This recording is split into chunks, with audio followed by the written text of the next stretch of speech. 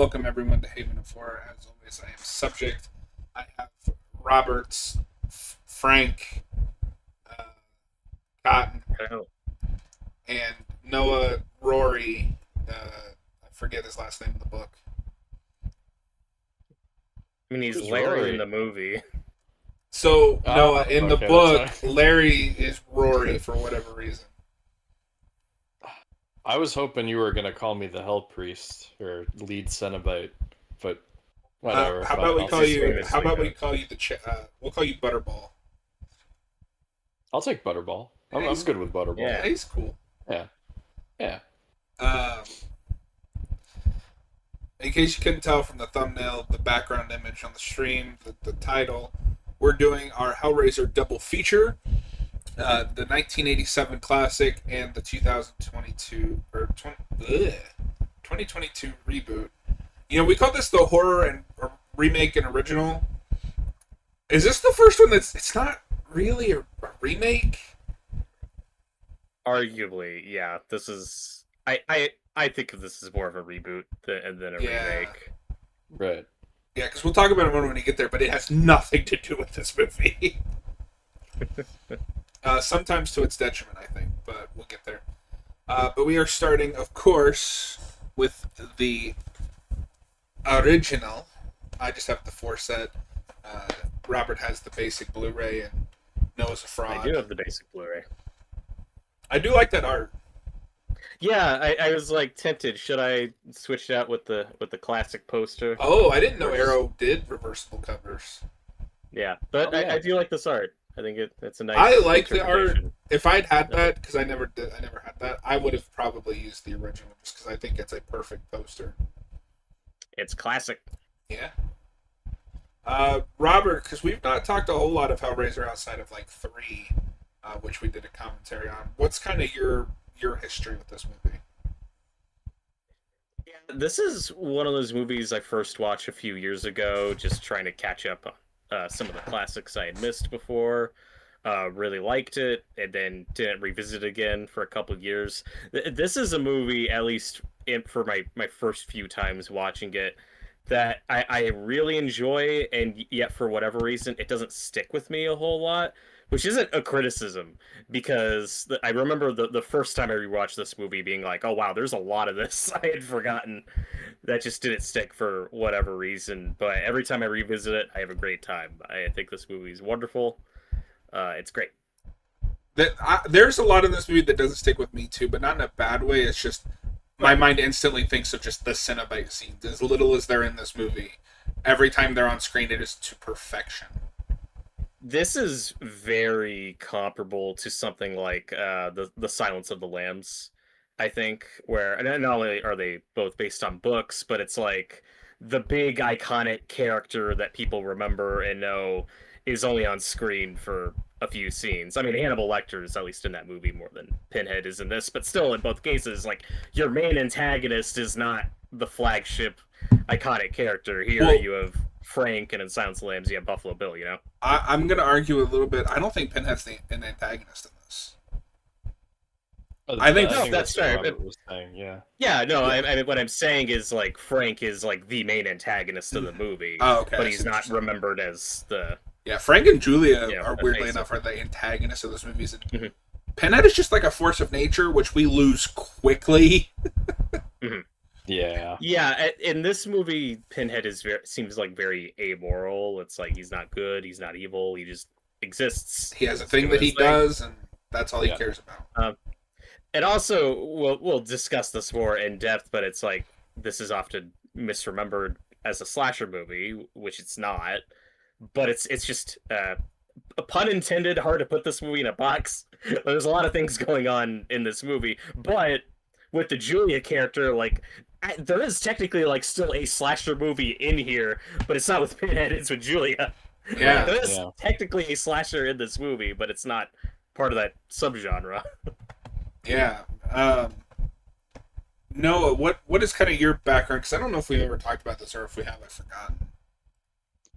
I mean, probably briefly. I don't have a long history with Hellraiser as a franchise. It's always something that I'd heard about, but didn't really get into, and I don't think I watched this original movie until like a few years ago. Like I think around when we first met, John, which Okay. I think I just watched it one night in October, and honestly, like really loved it the first time. But it's not a movie that I go back to a lot. Every time I do, I have a great time with it, and I really enjoy it. But it's for whatever reason, it's not one of my like go-to horror movies for whatever reason. So I will say this would probably make a top 10 list for me. I have to be in the mood for this. Mhm. Uh, yeah,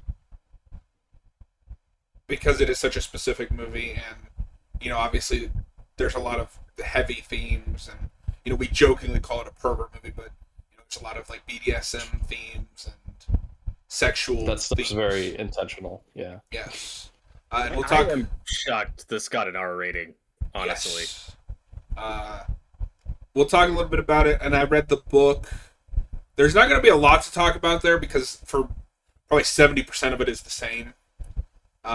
That is something else that's interesting about this is because it's from the writer of the book. This feels less like an adaptation and more just this is what the final draft would be.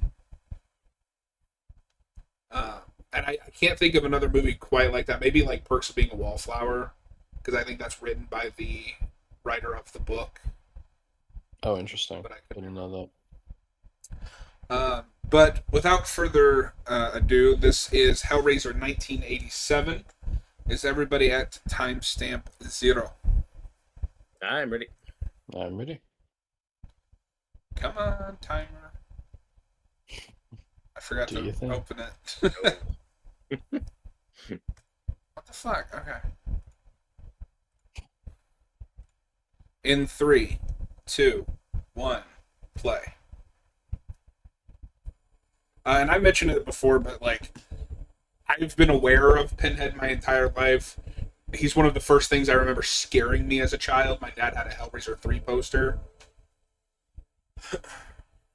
Well, and the poster of this movie is so iconic, and I think for most of us, or for most people just watching this for the first time, no idea what you're getting yourself into with what this story is, just based on that poster and its reputation. Yeah, we mentioned this briefly in the Discord, but this, you shared a trailer for this and had a hilarious tagline. I think the way you market this is as like an erotic thriller between Frank and Julia, and you keep the cenobites to a minimum or not in the advertising at all. I think that you need to show a bit of the supernatural elements too, though. Just in that, if you just market it with the Frank and Julia stuff, he is a rotting corpse. So like, and that is that all of that. I don't know about you guys, but all of that stuff is the stuff that usually sticks with me when I think of this movie. It's like, oh, you like the stuff with Frank and Julia is a lot of the stuff, a lot of my favorite stuff in the movie, and the stuff that I remember the most. Kirsty, she's very good character, but I often forget like what her whole like deal is, and See, I kind never of the have last that. half of I think she's one of my favorite Final Girls. I don't remember. I think I put her in my top 10, but if I didn't, I'm gonna look like a fool. you didn't, but you two when I did, and you two were like, oh, we're not doing Oh, slasher right, movies, because it was Noah. slasher. Yeah, yeah. So this is one of the big changes from the book that I think is for the better. In the book, it's like a long, drawn out ceremony. He collects like 7 days worth of piss and dove heads and all this, and I'm like, no, the movie is better. It just condense. We didn't need the piss jars. Hot take. That's not something. I don't Tyler, think we who is needed the piss best jars. Cenobite? It's Pinhead. Duh.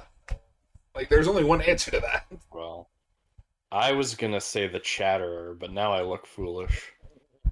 There you go. That's the best Cenobite.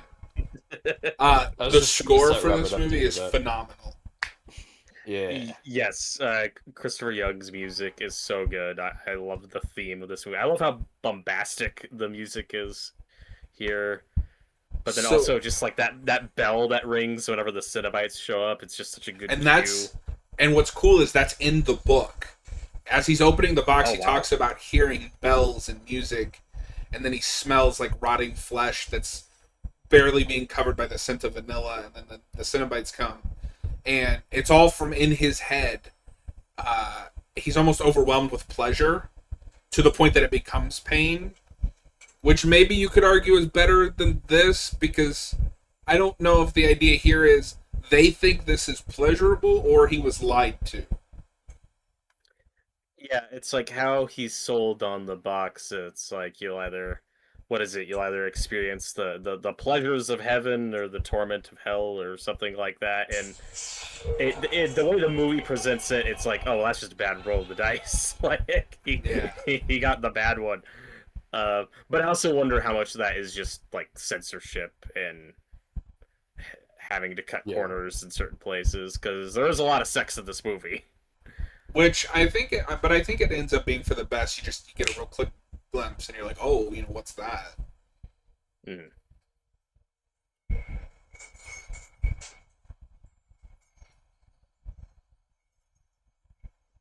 I like the chain room. Yeah. And for how haphazard this production seems to have been, like, this is Clive's first movie. Um, he admitted to finishing it while wasted off his ass. It all looks good. There's very little that's incomprehensible. Yeah, this is a very cheap production, but I think it looks great. And at least for me, I'm not really aware watching it that oh yeah, there's only like a few sets and a few locations in this entire movie, but it never feels boring. I'm never like, oh my god, I want to get out of this house. Like I'm just not even thinking about that while I'm watching it. Yeah. This is also a British production, and most of the locations look very, very English, even Which though I is think it's supposed to interesting take place in since America. right, because our lead characters are, or at least our lead final girl's American Yeah, in this adaptation. I think a decent amount of the cast is American, right? Because you also have Andrew Robinson as the dad. Mhm. And Um, so John said his name was Rory in the book, and he's renamed to Larry in the movie. And I'm guessing they made that change just because Rory sounds like more of a British name. And since they made him American, Larry just that's sounds probably more it. Yeah. American. Yeah, because I almost got the sense that maybe the book is British because Clive is British, and like all the characters Mhm. are British because they talk a very specific way. And I don't know if that's just Barker's writing coming through. Well, and then you have something like Candyman, where that's the setting of that source material, and then the movie is a radically different Yes. setting.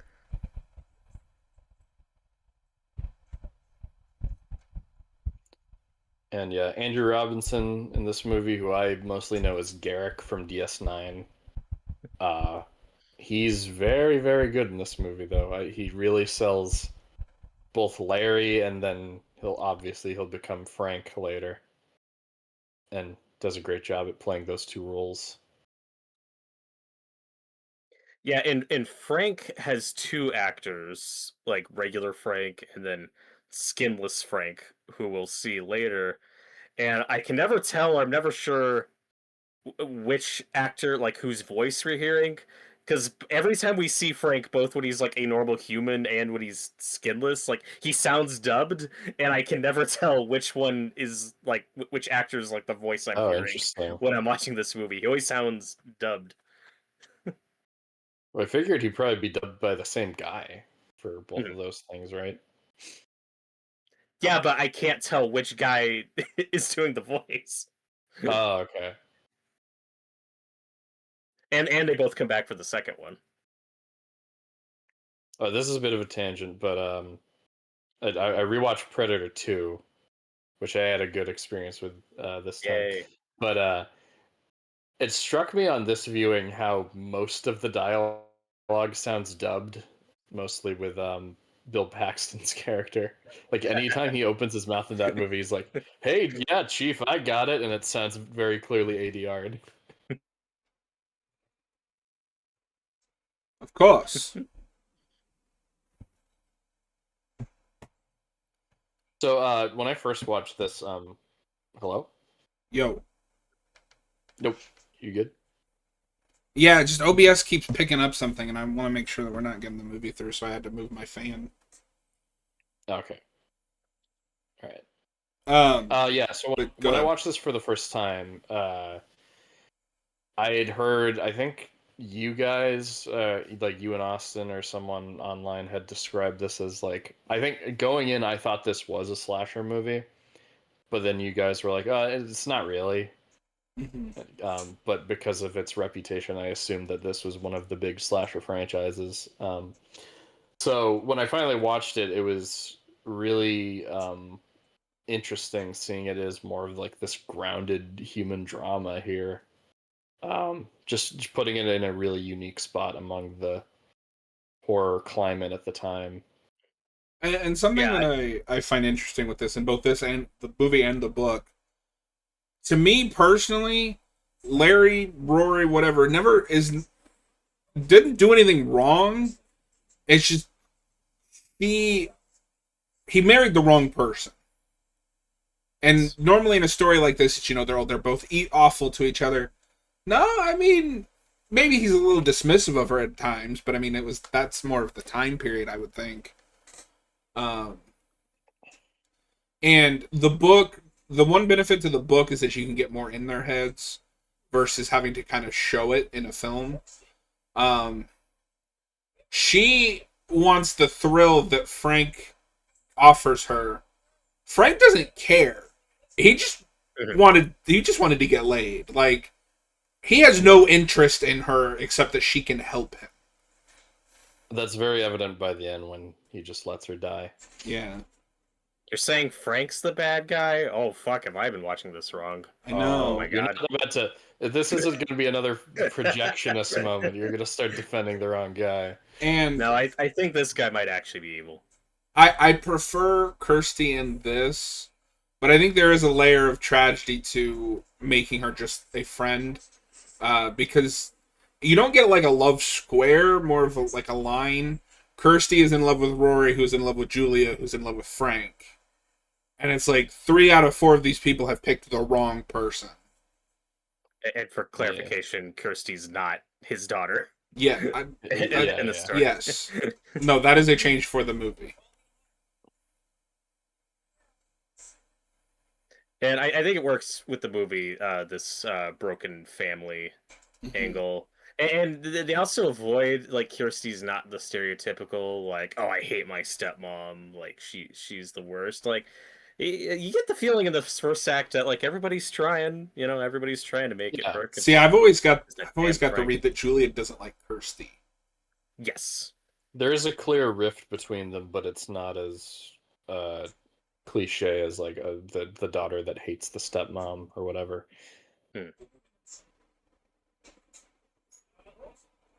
Yeah, and it's also unusual in that with Kirsty, you have like a young adult character. She's not a high schooler, which is I feel like what you'd usually see more in this type of story, especially in this genre.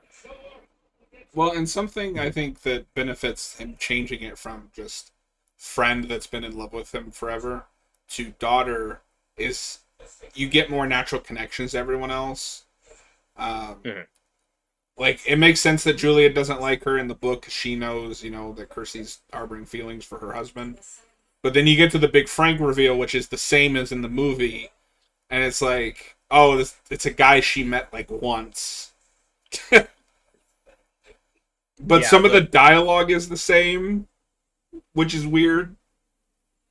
Yeah, I think in this context, some of what happens in the third act is probably a lot more fucked up in this Yes. version.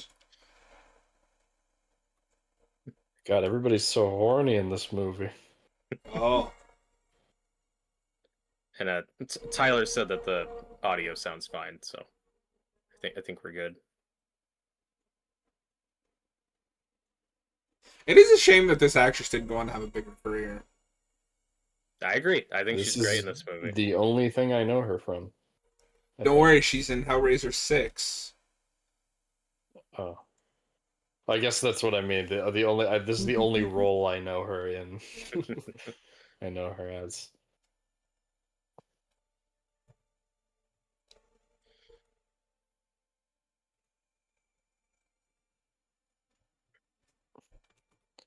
All these sweeping shots of America, nondescript city. Did they say where exactly this is supposed to take place, or is it just No, not to my knowledge. town? Cityton. The city of Townsville.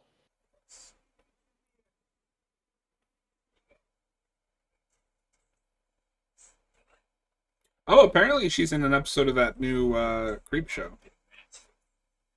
Oh, hell yeah.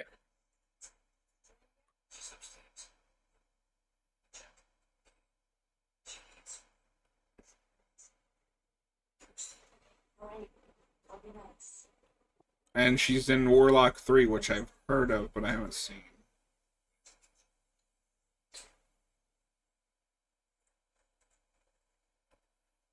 Sure, it's better than 1 through 2.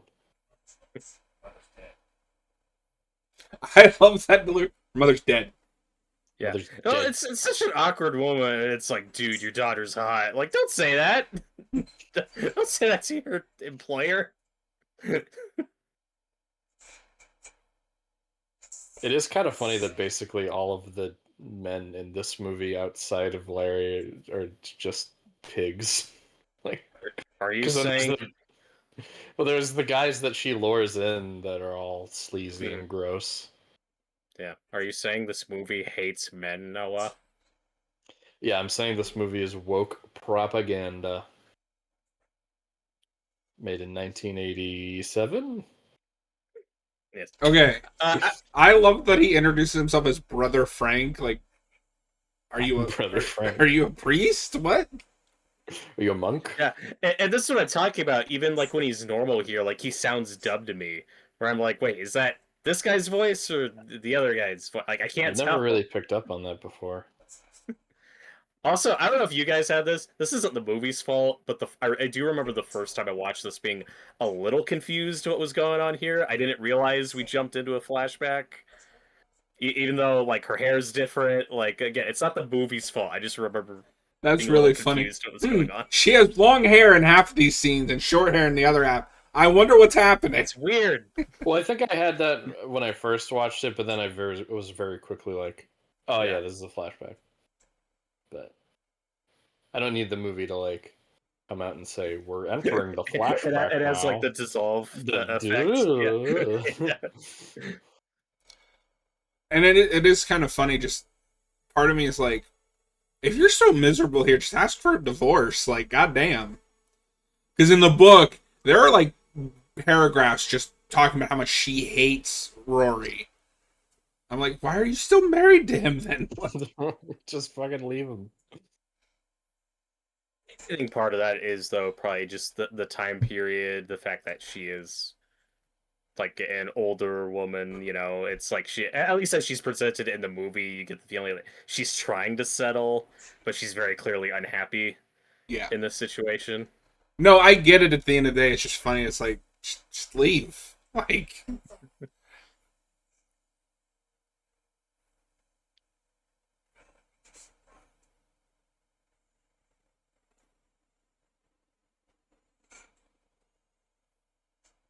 Yeah, I'm not sure about the guy who dubs Frank, but I think the guy that plays him in live action was British. But the guy dubbing him also does sound a bit like a British guy. I don't know if it's a dub because it doesn't look off. If it's a dub, it's one of the best I've ever seen. It's just the way it sounds to me. I can kind of see it. I guess there's only one way to find out.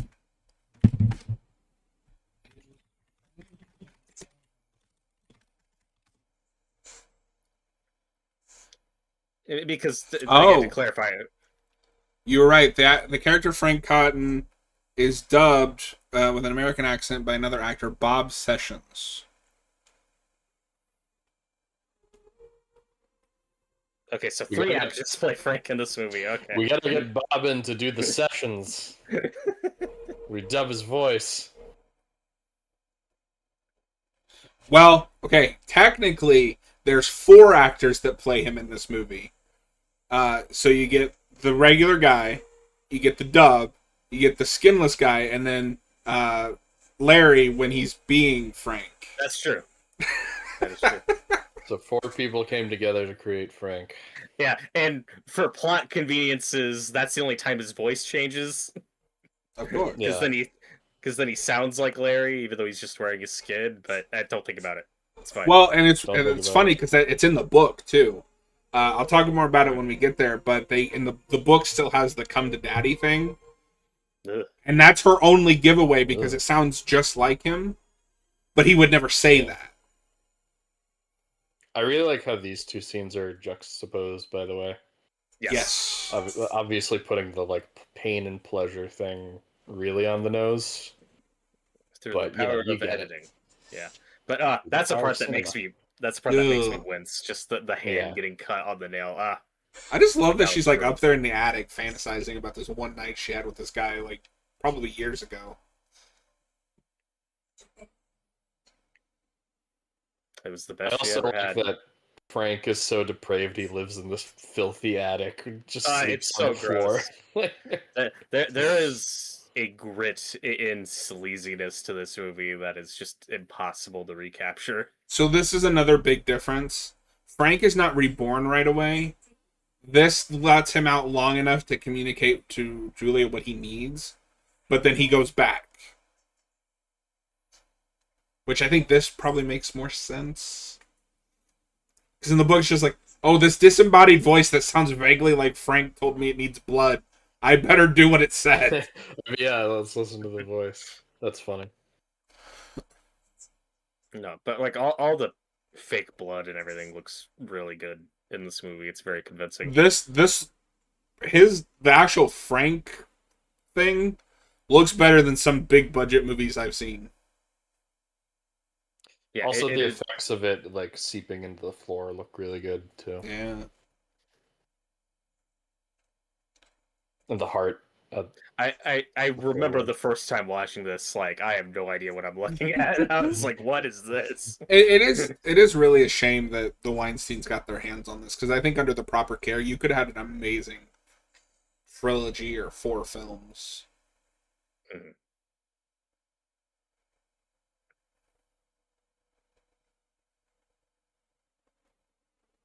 Also, the book I think finally helped me understand what is happening towards the end of this movie, or what Barker thinks is happening.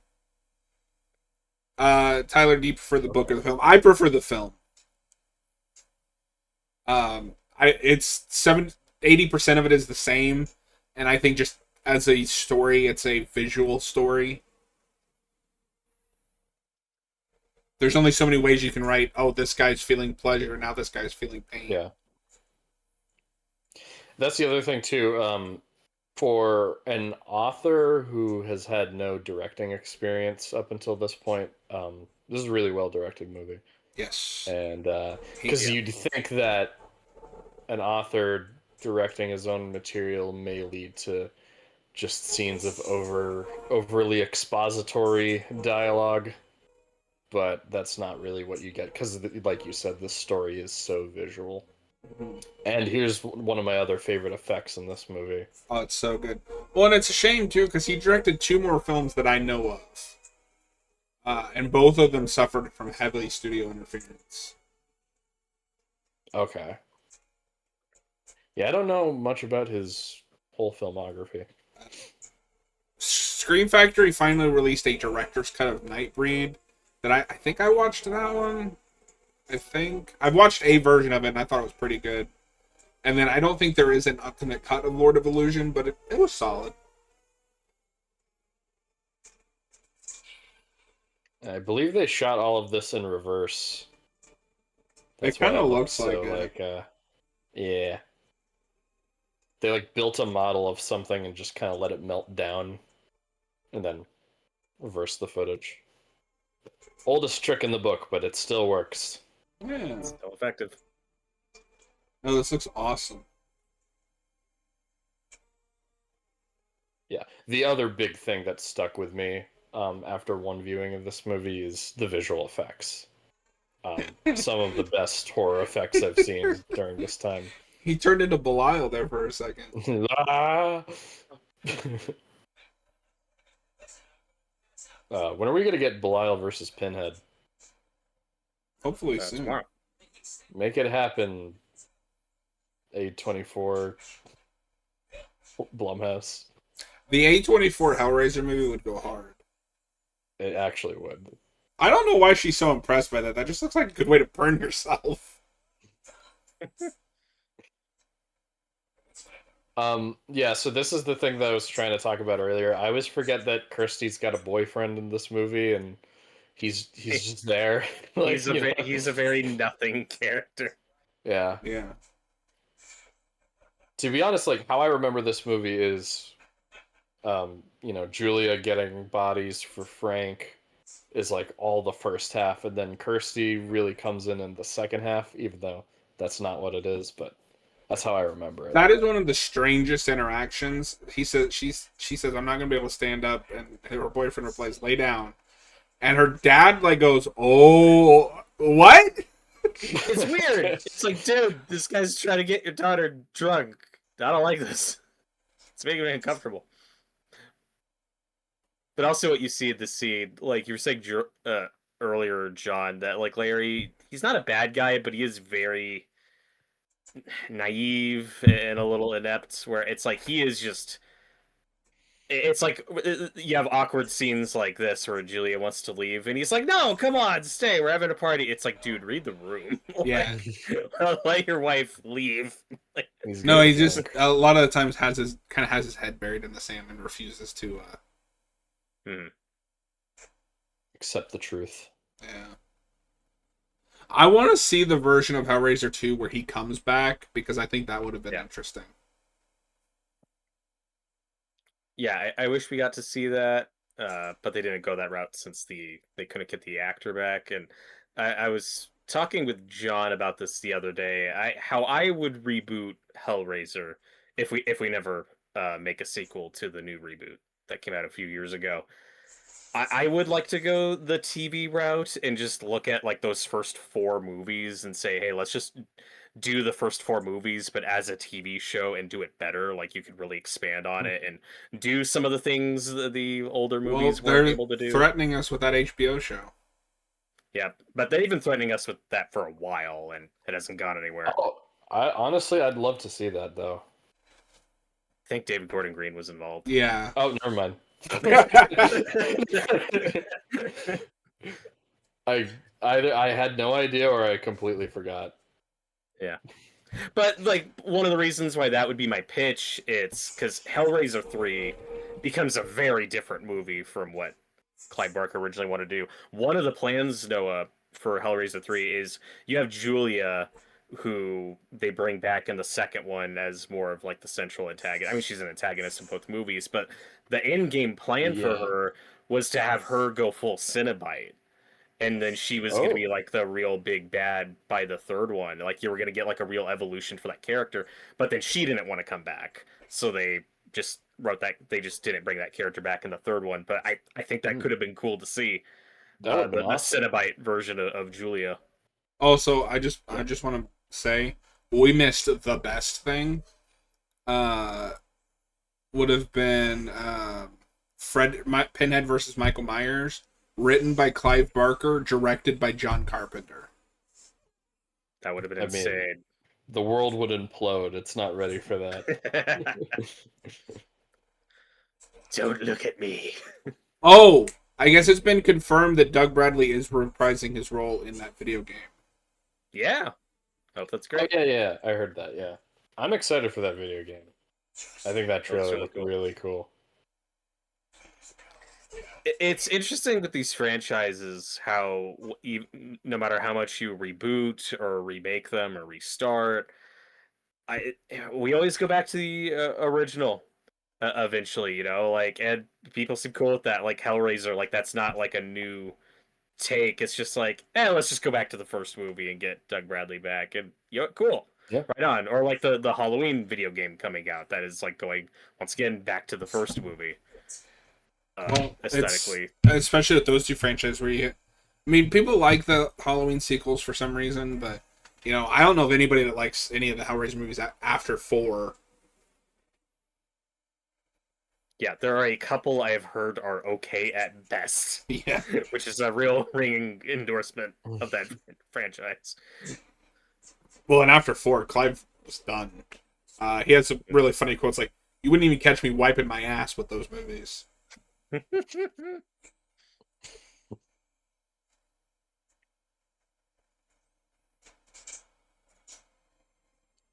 mean, Um, Hellraiser is really a love story. Yeah. When you think Fucked up about it. love story. And there's a Boom comic that I would recommend that is kind of a sequel to these, where Kirsty becomes the new Pinhead. Okay. I think that's more interesting for Julia to become a Cenobite, which is something I think that you could dedicate the time to if you did it in a show. Right. Which is why hearing about a potential HBO show has me curious and actually looking forward to that. Just don't make it with David Gordon Green. Well, even the movie reboot that we got on Hulu, I mean, that was in development for years and years and years, even while the direct-to-video movies were still coming out. Like Clive Barker was for a long time trying to get like a real movie made, and Yeah. Well, thanks to that, Clive Barker's pitch for a long time was just this movie again, right down to bringing Doug Bradley back. yeah, I'm kind of glad we didn't get that. I'm Yeah. glad we got something a bit different. I'm interested to watch that again because I've not seen that since it came out. I am interested to watch that again because I remember I like a lot of it, but a lot of it feels like change for the sake of change and overcomplicates things that I don't think needed to be overcomplicated. I remember liking the Pinhead recasting. Oh, she's so good. She's cool. Yeah. I like Kirsty's hat. That's a great hat. Yeah. I don't like that they're kissing in front of this filthy wall.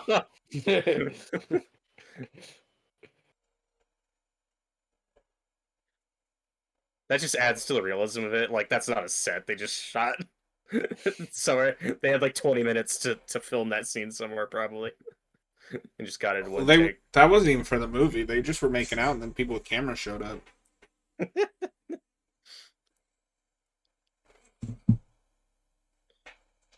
Do I have to watch these two fuck again? Yes. Yes. It's very important to the plot. I love this shot where you can like barely see it. When it comes into light. Okay. Yeah, rotting, decrepit Frank also looks amazing. Some good makeup effects in this.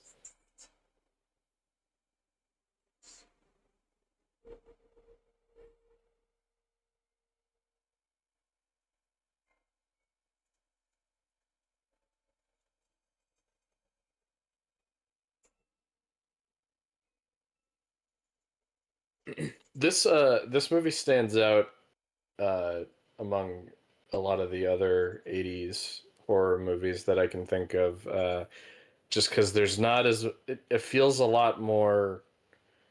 It has a very operatic tone, but it doesn't have that kind of like lightheartedness that a lot of slasher movies had during this time. Right. No, this is not It's a very happy serious. movie. Real quick, Yeah. we have a name I don't recognize in the chat. Welcome in Nox Calabra. Apologize if I mispronounced that. Someone that just got done watching Hellraiser 3 just a few minutes ago. I will happily say that Clive Barker did right by me when I've seen the newest Hellraiser, and it was cool. I'm a big fan of Hellraiser 3, and I thought the new one was pretty cool, but I'm excited to revisit it. This is a scene I always forget about every time I rewatch this movie. This like dream sequence Kirsty has, but like the way it's photographed feels very 80s. But typically you'd imagine like more of like a synth score playing during that. I think Noah, to your point, like the music gives this a very different vibe from what you think of as 80s horror. Well, and it's not. The music. It's never schlocky. Mm-hmm. Yeah, no. And as much as I like the movies that are more schlocky, I like this as a point of contrast to it. Just, I've always said that this is one of my favorite movies. Part of why I'm not upset about like 3 being schlock is I have this, so I get both. Plus, Doug Bradley is having so much fun in that third movie. He is having fun in that movie. Well, the tone of this, I think, is a lot more comparable to something like Silence of the Lambs or The Exorcist. Like these very, very adult targeted horror movies that aren't trying. Even though usually teenagers who watch these love these, that's not like the crowd it's marketed toward. And I don't know if this was a popcorn flick. Like, did teenagers go to this? Maybe not in the theater, but definitely like on home video. Yeah. This movie did extremely well. So it should be mentioned this was made for $1 million, which seems insane in '87. But it made $30 million. And Roger Ebert, of course, famously thought this was the worst thing ever. That disappoints me because this at least has more character stuff and drama going on than something like a Friday the 13th. Well, but this is no Anaconda. Yeah, makes no sense to me, but whatever, Roger. And I think for a lot of critics at the time, they just couldn't deal with like the gross out stuff, or like that just colors everything. Or they're like, that's gross. I don't like it. I don't care if it actually has something to say. Knox says, but I need the early version of Pinhead to strike fear in the '90s version of my childhood, and that's why I bought the collection. Mainly because Hellraiser seems somewhat timeless. I would say the first movie is pretty timeless. Are you talking about like this collection, or is there another one that I don't know about?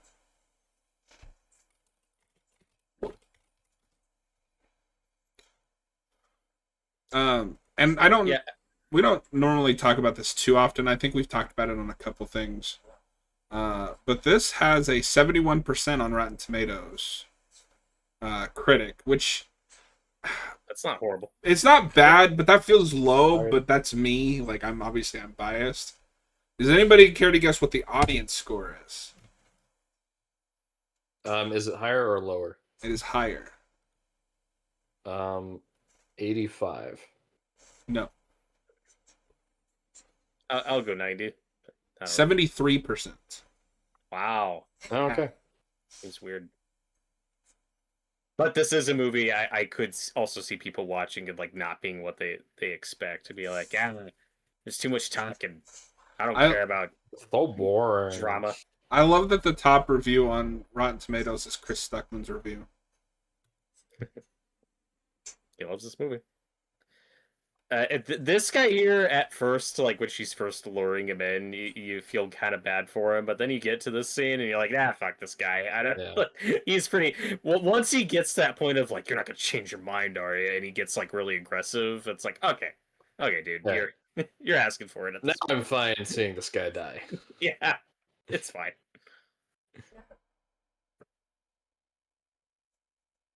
Oh, you got your off eBay? Ain't nothing wrong with that. We've had quite a few adaptations of Barker's stuff recently. I haven't liked most of it, but it exists. However, I did finally watch The Midnight Meat Train from like 2008. That was pretty damn good. And weren't there some adaptations of his work before this movie that he was unhappy with? And that's why he wanted to direct it himself. I think one Red Letter Media talked about. Oh yes, Rawhead Rex. Yeah, I think that was the one that was like, all right, they got it wrong. I'm directing my own adaptation now. So that is his. That is his second. That is his second credited film, but his first adaptation of one of his works. And I've heard that movie is a disaster. What we're saying is this is his Maximum Overdrive. Which one was the better directorial effort? Who's to say? Well, Stephen King did say that he is the future of horror. But I'm not sub for live. Hey, thanks for the sub. And I have to see more content. Have a good night, man. Thanks for stopping by. Thanks, man. So this is kind of, like I said, most of the books are the same, so this is the same. However, the third one that she brings home made me laugh really hard because out of nowhere he freaks out about how it's immoral and decides to try to leave and attacks her. I'm like, what is happening? And there's such a bluntness to this kill that's like, ah. Yeah. And this actress is really good Feels at real. communicating that she's slipping. Yeah. Like, it is not easy for her to do this. And this is Claire Higgins. She's very good in this movie. She's great. She was in Ready Player One. Oh, well. There you know. I'm Huh. sorry for her. Why? That movie's fine. Hmm. No, apparently she's in Doctor Who. It doesn't say it's who, but Well, no. She's not the Doctor, John. oh, She wouldn't be playing as who. Cindy Lou Who? Robert has seen Doctor Who. He knows what we're talking about.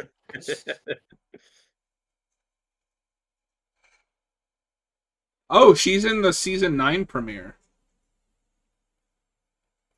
That's Capaldi. I was gonna say I can't remember season 9. I probably wouldn't even recognize her if I looked at it. I was trying to think who, but I had to second guess myself because she does look a little bit like Missy, but there's no way that's No. the same person. That's what's her name, Michelle Gomez. Michelle Gomez, yeah. who is on that Sabrina show from Netflix. Okay, yeah.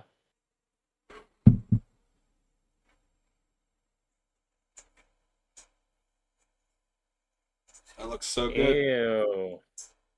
Speaking of Doctor Who, he's regenerating. Yeah.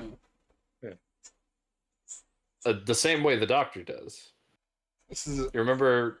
This Yeah, is- you remember when his companions have to get him like bodies so he Yeah. can. Robert. This is how the Doctor went from David Tennant to Matt Smith. I can believe it. Yeah. This fucking guy earlier, he's like, "Don't look at me," and now he's like, "I want to touch you." Come to daddy. Get over here. Don't clip me saying "come to daddy," please. Oh, we will. Oh, it's too late. The funny thing is, I wasn't even really thinking about it. If you hadn't said something, I wouldn't have even noticed. Self-sabotaging Foiled again by me. by me.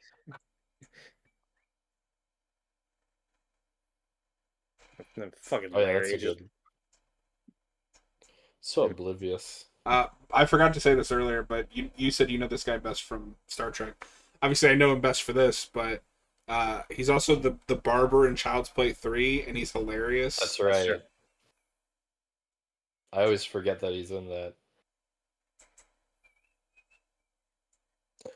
What's really funny about Andrew Robinson, he's a great actor, but consistently the only 3 roles I ever hear cited are this, DS9, and the barber from Child's Play 3. Well, those are his three greatest roles. Have you seen his Wikipedia page? Because it's really funny. I have not. His Wikipedia picture looks like he's auditioning for Doc Brown. Oh yeah, he's got like longer white hair now. I think I've seen that, yeah. It's your mom, Marty. She's killing people. Right back her ex-boyfriend. Something's gotta be done about Julia.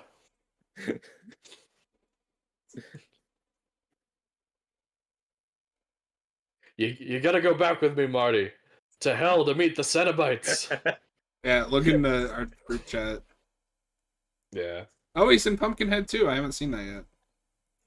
He is in that. And right before this, he was in Cobra, which I haven't seen, but that's a Stallone film. Oh, brah. I just put on a fresh shirt. Stop touching me, Frank. Oh, Noah, he's in Star Trek Lower Decks. He's Oh, He's back. Andrew Robinson? Yeah. Oh, so he probably He's just plays Garrick. alternate Garrick. Okay. He's also apparently going to be in Spider Noir. Oh. Spider Nor. John, you got you gotta watch more DS9 so you I can get do. to the episode with Tony Todd I do. Yeah, where he plays older Jake Sisko. I've heard that episode is wonderful. That's one of my favorites.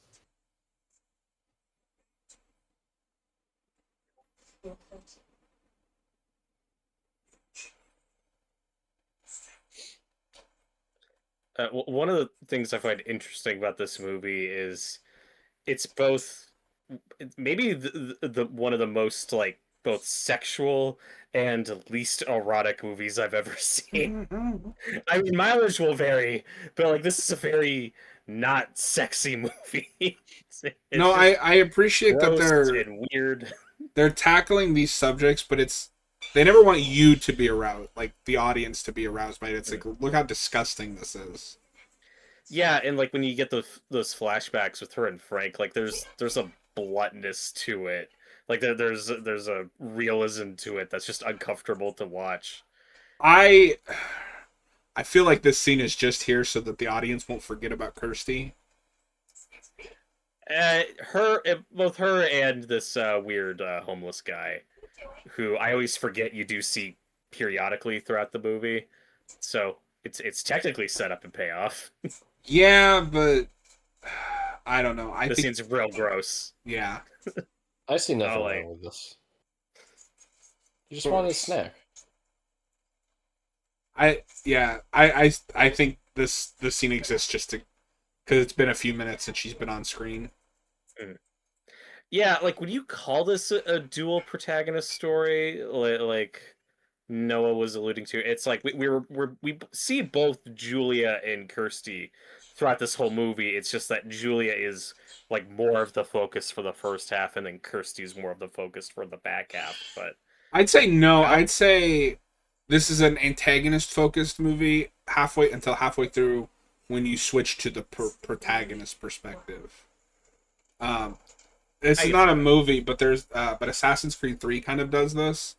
The first like 6 or 7 hours you're playing as a guy, and then the big twist is, oh, he's a Templar. And then you switch to the real protagonist and you find out that you've been playing as the antagonist of the game. That's crazy. Unfortunately, the protagonist isn't as interesting as the antagonist, so it's kind of a downgrade, but you know. Oh. I love that hard cut. Well, this guy's just dead. Into the floor you go.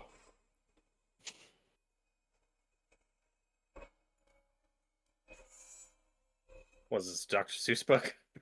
Yeah. I don't know. Into the floor you'll go. The story of Skinless Frank and his wacky wobblistic shenanigans. Have you guys seen there's a version of H.P. Lovecraft's The Call of Cthulhu that's done in a Dr. Seuss style? No, that sounds I amazing. kind of sounds want that for this movie, like just like a book, a novelization of Hellraiser, but like in the Dr. Seuss illustrations.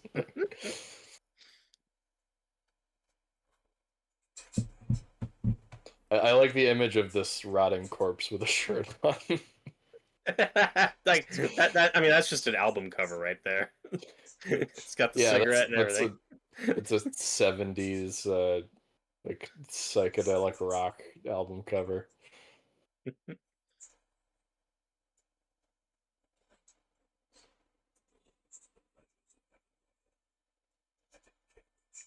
I'm hearing a bit of your movie right now, John. Yeah, this is the scene where it's presented as like an either or, where he's like, "Yeah, it's a doorway to the pleasures of heaven or hell. I didn't care which." It's my boy, the Chatterer. Our first real look at the Cenobites, too. The gang's all here. I'm It is Pinhead. funny. I'm Butterball.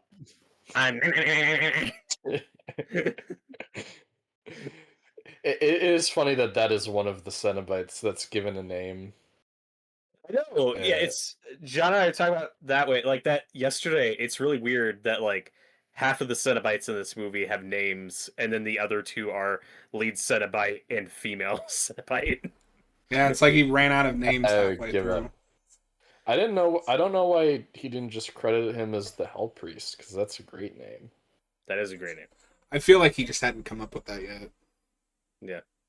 Because that doesn't show up until the Scarlet Gospels, which is like 2010. Okay, all right. Which is not a great book, by the way. Although, if one of them's going to be called Butterball, you might as well just call him Pinhead. I was talking about that, where I'm like, is Pinhead really that goofy of a name when one of them's Butterball? Butterball. Yeah. Also, shut up, Larry. Or he's like, I thought this stuff made you sick. It's a great line, and she's like, yeah, I've seen worse. But then it's also like, oh, Larry, you got your hand cut at the start of this movie, and you're like, oh, Julia, help me. I can't look at it.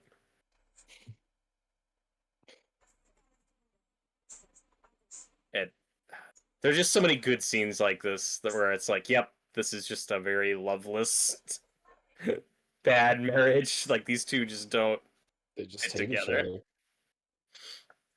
No, I don't even think he hates her. It's just there's just not much in common. Like, He doesn't know what to do. He doesn't understand her, and she Yeah. has come to loathe him. But what I like is, in a way, she's also the victim because she never stops to think, "Oh, Frank would have thrown me away like the next day."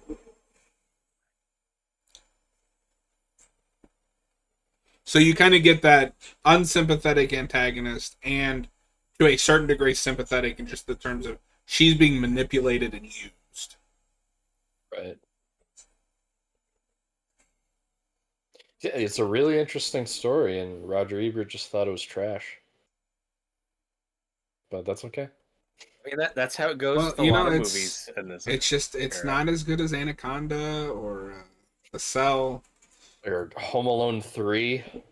Hey, Home Not Alone Kevin 3 is fine. McAllister. That's my favorite Siskel and Ebert review, though, because the whole time when Ebert is talking, When Eagle? when Eagle is talking, Siskel just looks at him like he's got 5 heads. That's hilarious.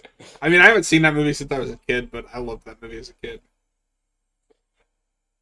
But I think a lot of movies in this era, like John Carpenter's The Thing, a lot of critics dismissed as, oh, it's just gross out, it's just a barf movie, like just completely missing the substance to a lot of these movies. Well, to be fair, the from substance this didn't era. come out until 2024. They beat me by 2 seconds. That's one of my other favorite Siskel and Ebert reviews is of The Thing, because Ebert's like trying to give the movie a bit of credit, like, I can respect that it's well made and it has a good story, but I also thought it was disgusting and I didn't like it. Here's one of the weirdest shots in the film. This movie's weird. Weird.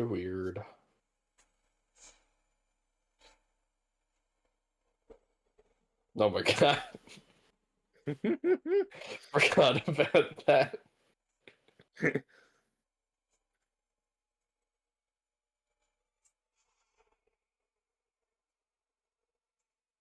Yeah, we've all been here. Yeah, this happened to my buddy Eric last week.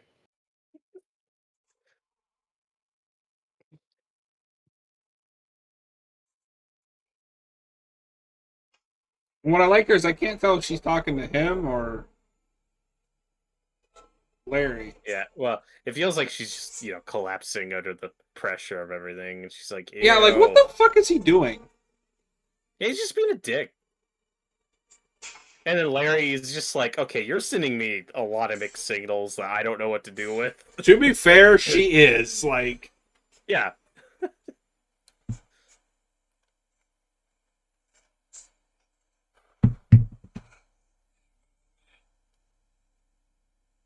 I don't understand you.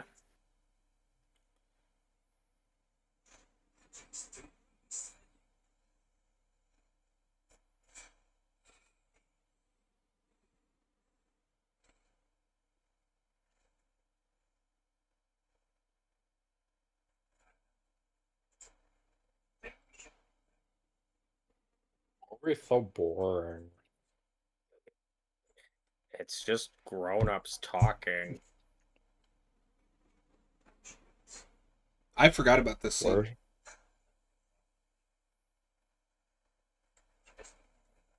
Yeah, it's a situation where So- Kirsty's real mom is dead, and like she wants her dad to be happy and to be able to move on.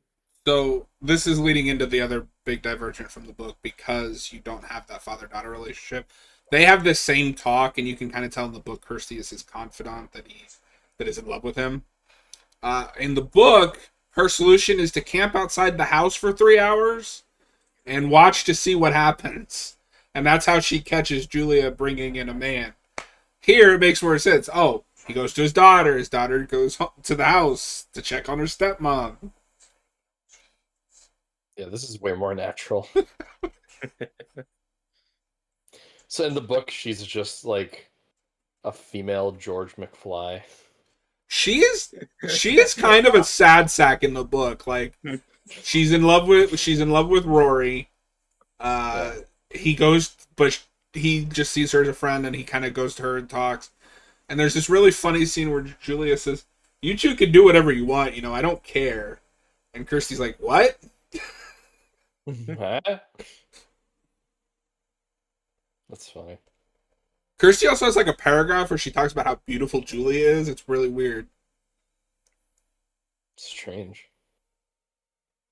Yeah, I don't know. Like, I'd have to read it to compare it for myself, but this family dynamic just makes things make way more sense to me.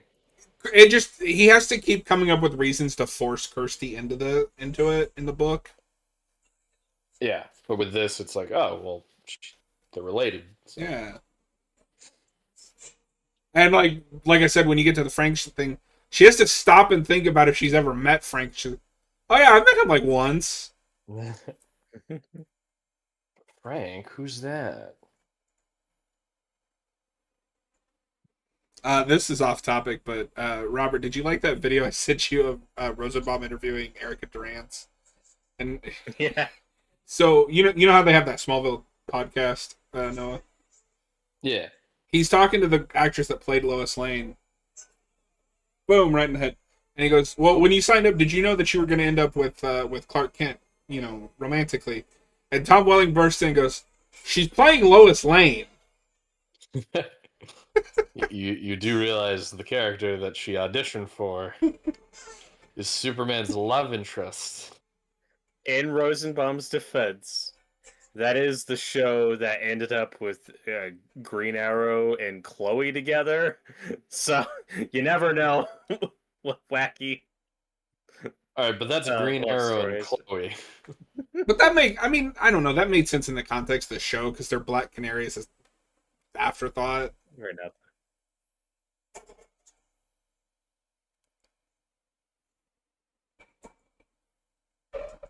Get out of there. I don't like those noises. Get out of there.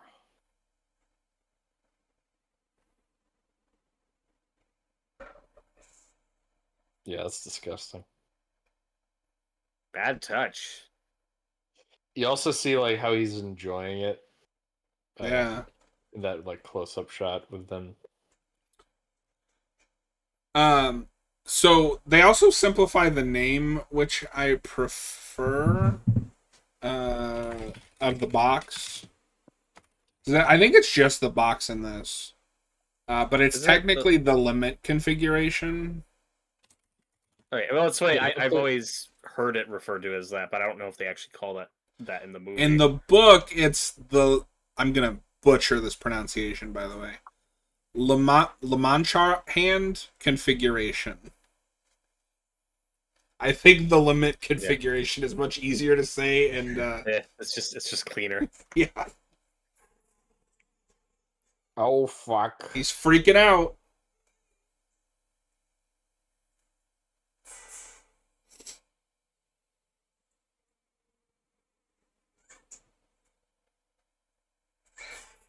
Why did you reach out to him if you didn't want to touch him? It's a very confusing moment for everybody involved. It's fine. It's Frank. We're cool. Don't you remember? Why would you say that to your niece? It's almost like Frank's a weird pervert. Oh.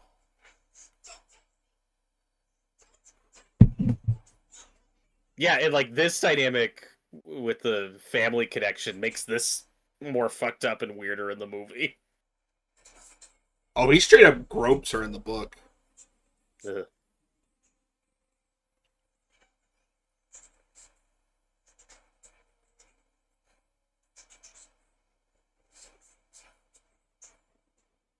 Ugh.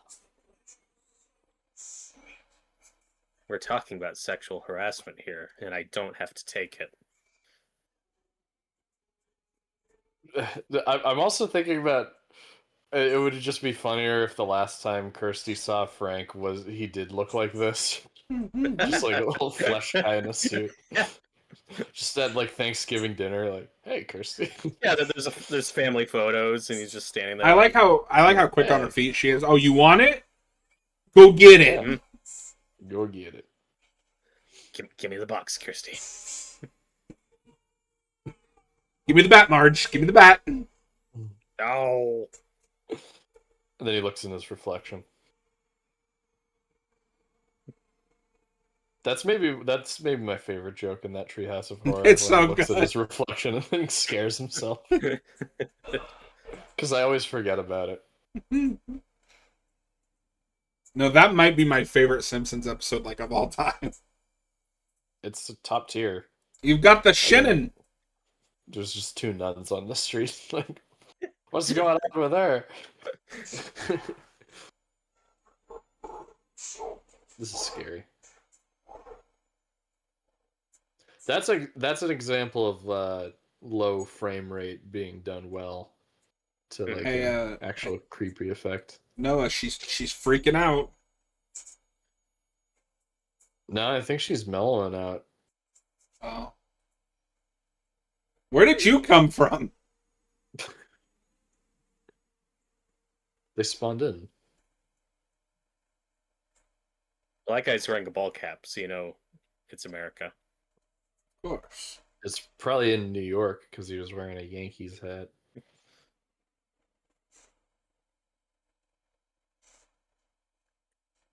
What a horrible nightmare. Oh God.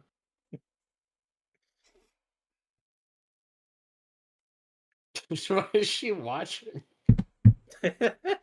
Just the Flower Channel. Why is The she, stock footage is beautiful. Robert? Why is she kind of dressed like the doctor from Friday 4 in the morgue? The nurse.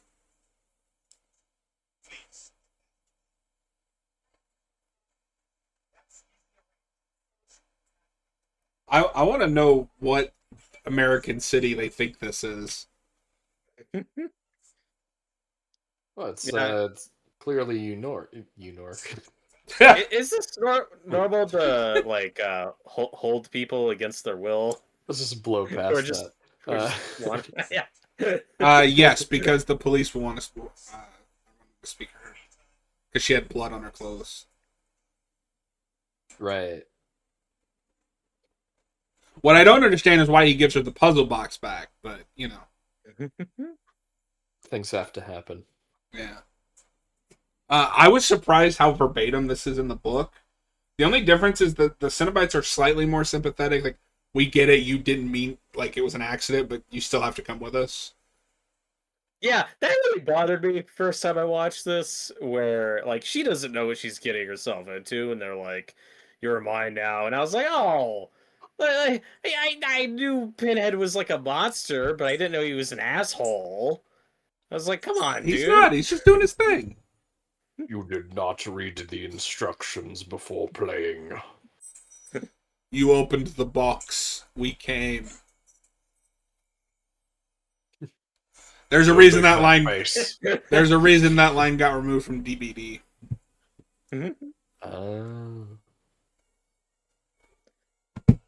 because people are immature. I mean, this movie is about sex. Yeah. And this prop is just really cool. It's so cool. It's so cool. We'll talk more about it, but I think the box in the reboot is kind of lame. Oh yeah, no, that movie is all about the box, right? Yeah, it has like 7,000 different formations and whatever. Yeah, I just was joking about rules a second ago. That one has like a whole thing you have to follow. Well, and Sean, correct me if I'm wrong. I think in the book, though, isn't the box meant to be like really super difficult to figure out? Like it takes a lot of concentration and time.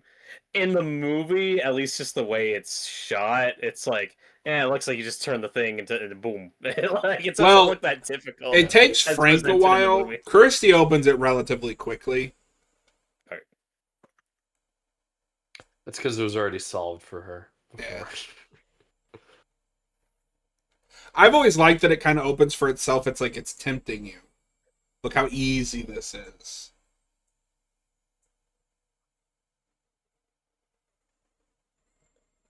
She's like, is this Labyrinth? Am I in movie Labyrinth? What's going on? Where's David Bowie? She's going to the back rooms. This is one of the few times in the movie where I think it kind of shows its budget, but it's fine. I don't care. I love it. Whatever this thing is, he's fun. I love this guy. I think this might be the engineer. I could be wrong, but the Prometheus guy. Yeah, because there is a Cenobite that is never mentioned much else in this movie, but the engineer. And there's a scene in the book where she stumbles across him taking Julia to hell that we never see. And maybe that's what this is. I'm not sure. It's just a guy. Well, this is not his favorite. Belial vibes. Yes. Yeah. He's like two Belials stacked on top of each other. Yeah, he's like double Belial. That's why Noah loves him. This is a perfect monster introduction, by the way. This scene is incredible. And how I always misremember this movie is it's like in my head it's okay, you have the first half with Julie and Frank and then the second half with Kirsty and the Cenobite stuff. I always forget that it's over an hour into this movie when you get to this scene. The like, music. The third act now. So good. I'm going to slightly spoil 6 real quick because I know you guys probably don't care. But I think it throws Kirsty under the bus. Her kind of abusive husband tricks her into opening the box. Don't know how that works. You'd think she would have realized. And she makes a deal for 5 souls for her. So she becomes kind of like Julia going around and killing people to give to Pinhead for in exchange for herself. Yeah, I don't like that. I don't like it. On concept. It's probably not great in execution either. No, because she's barely in the movie. He's back. Yeah. I love this guy. I do love the chatter. His backstory is fucked. I don't think I know his backstory. Ew. If I do, I forgot. I know Tyler asked the question earlier, what's her favorite Cenobite? And I mean, obviously it's Pinhead, but if I could seriously answer that question, it probably is, like, my second favorite is the Chatterer, just because of his design. This whole monologue just, like, lives rent-free in my head. It's so cool. For your information, though, Noah, the Chatterer was, like, a 12-year-old boy that opened the box. Oh, yeah. Yeah, I've heard about this, yeah.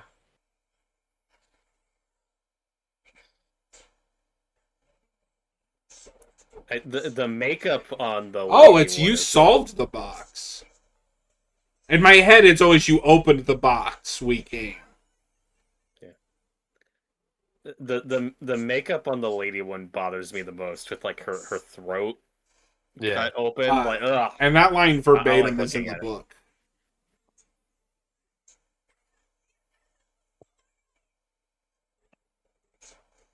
I mean, all these guys are cool, but where's the camera guy? And the Discman.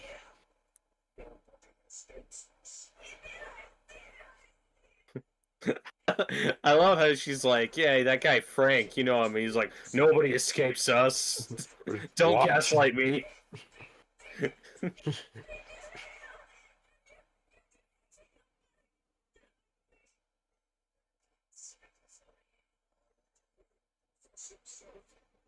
I love Doug Bradley in this role. Like, And Which don't one of you was in charge of watching Frank? you're so Let him go. apart. We've had a great Pinhead without him. That it helps that it's such a different. Like they're looking at the book for that one. I don't know if you could do that take again with a male actor and it would be remotely the same. turns out. And don't Clive Barker and Doug Bradley go way back in like their Yeah. theater days? Yeah, no, they're like old friends. Because I think this is Doug Bradley's first movie, which is wild and again so not a studio call. Yeah. I love that Barker was able to put him in here. And then he did it for the next 30 years. Yes, this is his first movie. And now she's okay with killing him. Yeah, it's not so bad once you get used to it.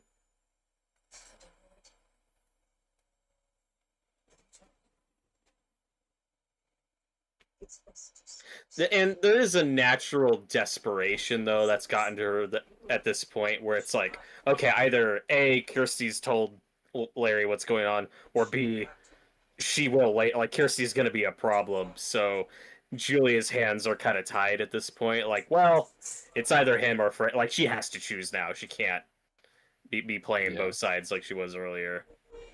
That's always been my read is things have escalated. Yeah. Well, that escalated quickly. What a pickle I've gotten myself into. It's my favorite line from this movie. And I think this raises an interesting question. And slash offensive than the original, the true villains are Frank and Julie Kahn. Yeah, we talked about that. Yeah. Is this any for her? Would this be any different than just who she was already sleeping with? Like it's the same body, it's just different person. Yeah, but that's the thing. I mean, the gross way of looking at it is like maybe she is getting the best of both worlds, if she prefers Larry physically. But like Larry, you know, like that is not a freaky guy. He's not into weird stuff like Frank was. Like no, she likes Frank's aggressive personality. Like that really does it for her. Well, that's one thing that I think the book is able to establish a little bit better is that all of her life she was kind of on the straight and narrow. And she had that taste of, you know, the darker side. And it's really kind of driven her nuts. Not thinking, oh, Frank would have left me anyway. Like, yeah, dude, do you go with true love? Andrew Robinson is so fucking good in this last bit. He's so good.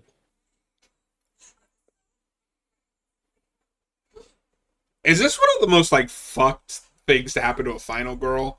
Oh, your dad's dead and your uncle's kind of wearing his skin. Which it also has in common with Silence of the Lambs.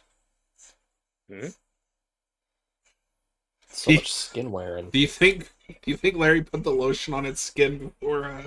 I hope so. And like, it's not even that effective. Like, it's already peeling off. There's blood seeping out. Like, Julie, I don't think this is worth it. Yeah. Dad, why is your head bleeding? Well, I like that Frank is so full of himself. He doesn't even try to pretend to be Larry. I have to stop and think about which it is in this movie. Because, like, me as a viewer, and maybe that's just because I've seen this movie like a million times, I can already tell something is off. Yeah. Well, my read on it is he's just not a very good actor, but he just does. It's like no fucks are given here. He's just like, Larry, I don't. He was insane. I don't know. I'm just having fun. He was my brother. I don't really know him. This is some guy. It's been a weird day. We can all agree it's been a weird day. It's been a weird day. Yeah, and I think to, and I think they do a good job. This isn't throwing Kirsty under the bus or making her dumb. I think they really communicate. This is just such a mind fuck. Like She she's wants it to be just, her dad. yeah, And I think we can relate. Like, I wouldn't want to believe that, my dad was dead, replaced with my uncle. Your horny uncle. Oh, no.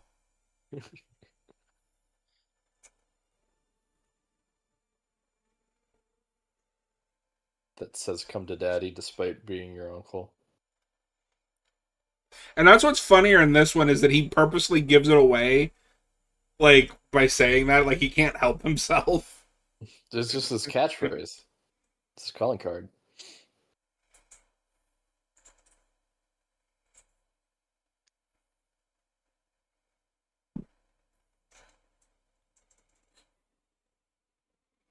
That's such a...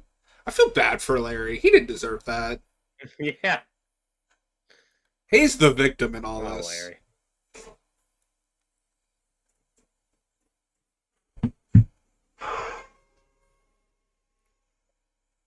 Earlier, I compared this to something like The Exorcist in its tone and approach, but I also think this would make a great double feature with Exorcist 3, where Who both of did these movies this? are who did this? Show me.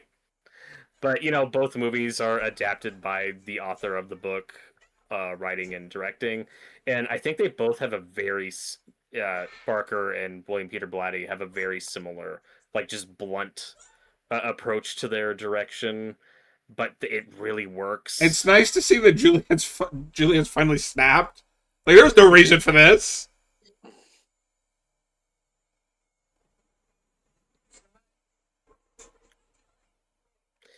Yeah, and earlier you asked if there was like another movie where a writer is adapting and improving on their own work. I think Exorcist 3 has that a little bit, except that is a more studio compromised movie with like the forced exorcism sequence and And reshoots and everything. But it's still a great movie in my opinion. No, it's a great movie. I still I love that movie. don't know. Do people consider that better than the book?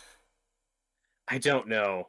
I'm not sure. I'd like to read Hayden- Legion at some point. But... Hayden's in the chat because he's too good to hang out with us. He says, "Good movie." It is. Ooh, Hayden, for not being here. That looks like it hurt. Wow. I love that Julie just gives it away. Frank. And also, Robert, Exorcist 3 is another movie directed by an author that is very impressive for a movie directed by an author, even though I don't think that was his first. I think that was his second directorial effort. Yeah, I think his first one's the Ninth Configuration. And Exorcist 3, like, that is a more talky movie than this. Like, there is just a lot of dialogue, but it's very well-written dialogue and very well-performed. It's still very visual, too. Like, there's enough dialogue for the story, but... Oh, I forgot. Yeah, in the movie, he more visual. Absorbs her. Yeah. Yeah, Julia's fate's a little confusing, because you have this scene... And the next time we see her, like, her body's in a bed, ripped apart by chains, like... So that, weird. I think, is I wonder if there's a deleted scene, because like I said in the book, Kirsty sees the engineer preparing Julia to go to hell. Mm-hmm.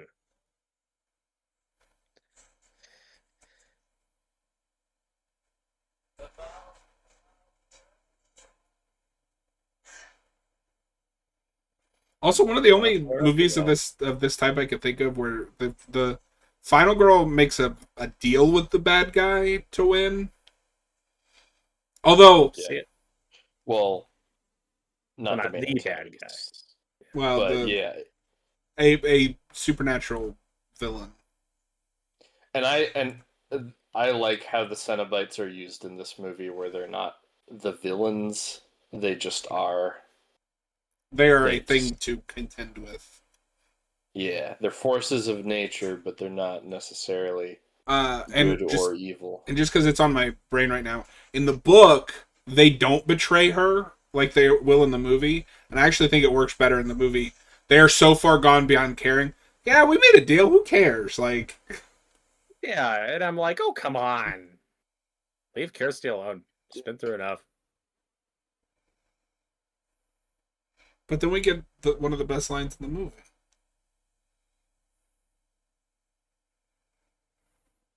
And I like that we're still taking our time. Like, we're not rushing. Like, this is tense.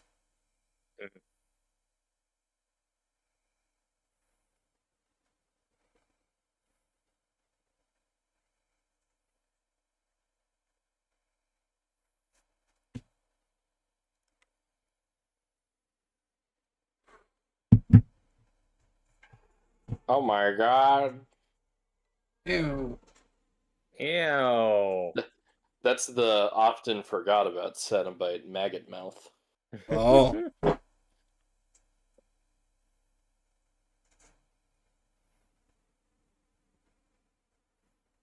Noah, can you read off all the Cenobite names, but in the tune of "We Didn't Start the Fire"? I don't think I'm gonna do that, but someone else Oh. should. Only just because I can't remember all the Cenobite names. Don't do that. That's one of my favorite lines that nobody quotes from this movie. When she goes to close the box and Pinhead goes, "No! Don't do that." Just his delivery is so weird. I think you're the only person I've heard quote that. Oh. That's Yeah, I fine. don't, yeah, I'll point it out when we get there.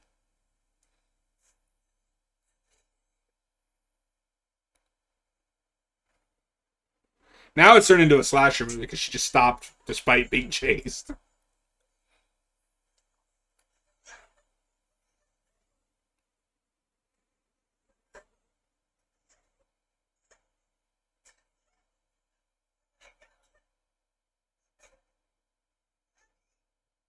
that's gonna be scarring. That's my freaking father. Oh.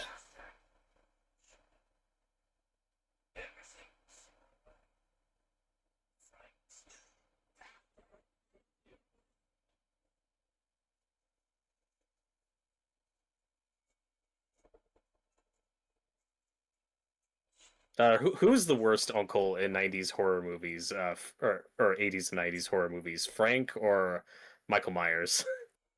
Michael Myers. Oh, well. I mean, But Michael, you could argue, is a pawn who's not. don't even start to defend. Don't even try to defend Okay, that. now try to defend Frank. This is one of the most horrifying ways I've ever seen a movie to die. This is amazing.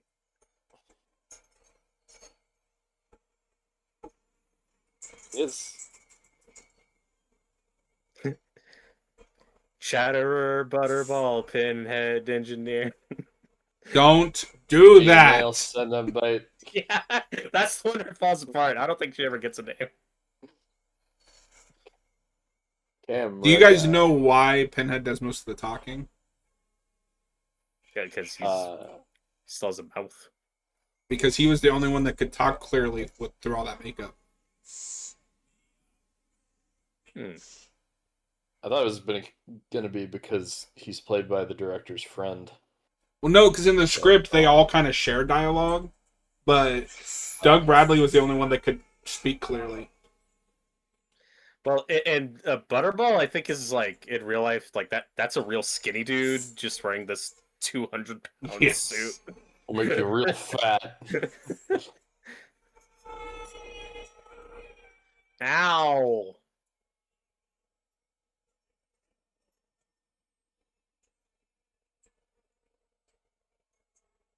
Like so, I am impressed that this was able to get an R rating, just given when this was made.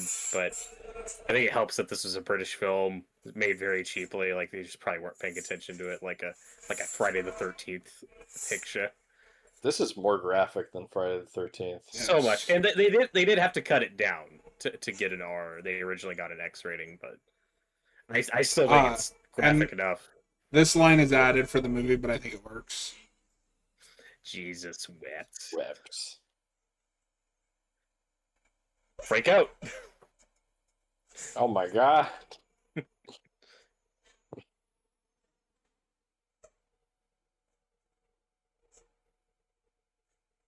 She's gonna need years of therapy. I think she'll be fine. Just needs to sleep it off. Now, on paper, like, it makes sense. I obviously the lament configuration or the box is what you should use to make the cenobites go away. But this, I think, does start a problem for the rest of this franchise of, oh, how do we deal with the cenobites? Like, they're like these all-powerful demons or angels, and then, oh, well, we got to defeat them somehow. I don't know. That does take away from their menace a little bit. Well, that's why they shouldn't have become the main antagonists. Right.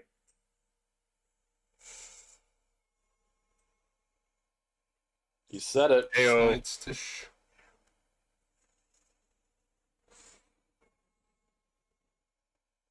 You said the thing, Bart.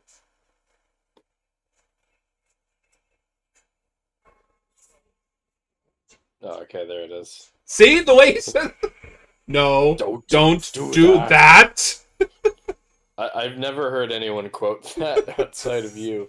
I know That's nobody funny. talks about it, but it's such a weird line delivery.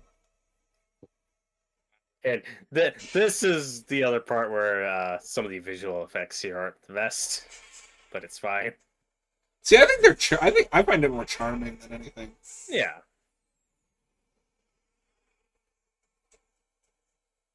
Get out of there. Hey, do you remember this character? Hey, remember I'm your boyfriend? I forgot that he was even in the third act of the. And then this is weird because we're gonna have this whole house burned down, but then we're gonna retcon that in the second one. Are we? I don't even remember that. Yeah.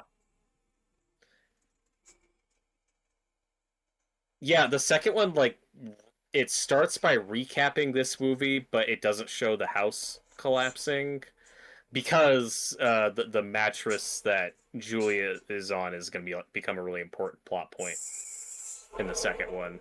Yeah, but I would imagine because this house just collapses, you can just get it from the rubble now.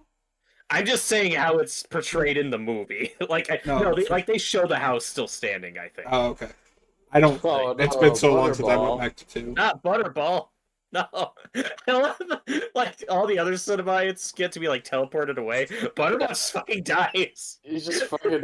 The house falls To on be, him. he's fine. He's in 2. That's true.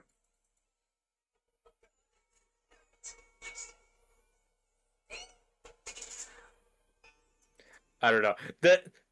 This climax is fun, but it does feel a little like I don't know. We got to do something. Hey, my favorite guy's back. Yay! Yeah, I don't know. I would have just had her banish them and call it there. Yeah, it's trying to go a little bigger than it needs to. I'll be honest, I kind of like it on a. This is like the one schlocky part of this movie. No, I don't hate this. I think No. It's very Evil Dead 2 all of a sudden, which most of this movie is not. which is funny because this is the same year as Evil Dead 2. I'm just saying, 87 might be one of the best years of cinema of all time. Definitely for horror cinema. I love when she, like, swats away her boyfriend's hand, and it's like, no, you do not get to be a main character in this movie. Don't do that! That's. Yeah, it's for sure tonally inconsistent, but I don't know. I enjoy it. Yeah, it's fine. It's fine. This movie's peak. Doesn't matter.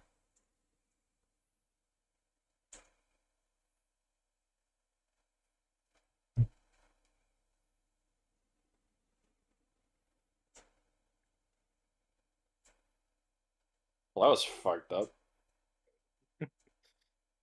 Anyway, I'm Rod Serling.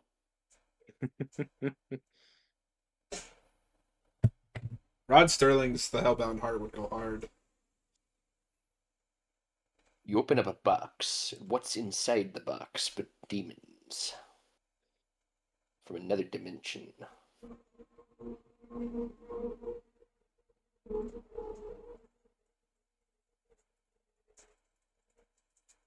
Wait, are we sure the house collapses? Yeah. Well, but it's like an awkward visual effect transition. Because one second it's there, and Yeah. then we're I just think, in a different location. It was yeah, destroyed that's by what a I was saying. transition. Oh, okay. I wasn't Yeah, sure if no, that's what I was supposed to be taking away from that. it's just an awkward What is it? What transition. See, I just felt Is- like that was a This transition. is a different. Yeah, I think. This Yeah, is because we're just in a different location. area. No, it's supposed to be the house burns down, and now it's like you see a chair and all Well, this stuff. they just walked out of the house and it just burns No, down. this can't be the same place. I don't know. It's very confusing.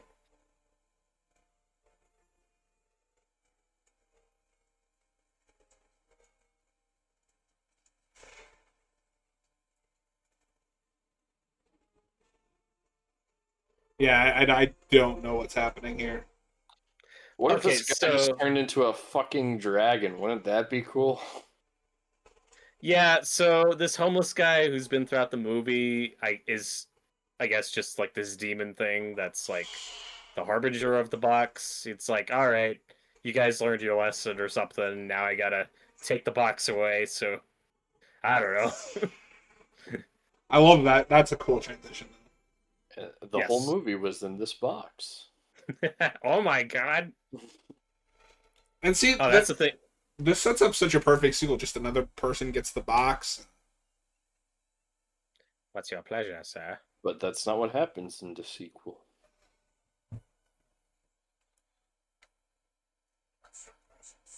That's Hellraiser. I was. This is a great movie. It's a great movie. Great movie. One of my favorite 80s Classic. horror movies. Yeah, like, would you guys still consider this a cult classic, or do you think it's I think it. that? I think it's. Eh, I think it kind of is because I don't hear about this just on the internet or in general conversation. Like I have to bring up, oh, I like Hellraiser. Maybe 10, 15 years ago, it was like kind of breaking out of that. Just because like home media was bigger, and you still had those shitty direct to DVD sequels coming out. But I think it's like Friday where it's been silent. You had a reboot that didn't do a whole lot of buzz. But we got the video game coming out, so that's something.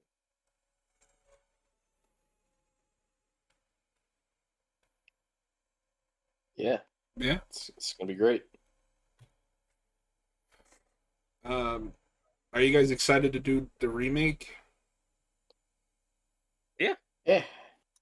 Robert wouldn't tell me what he thought about it, so I don't know what to expect. That means he's gonna shit all over it. It's gonna be Probably. 13 Ghosts again. This fucking movie.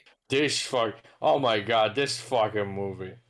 All right, I'm gonna say we take like a 5-minute break. But first, if you're watching after the fact, please consider hitting that like and subscribe button, and we'll see you guys on the next one.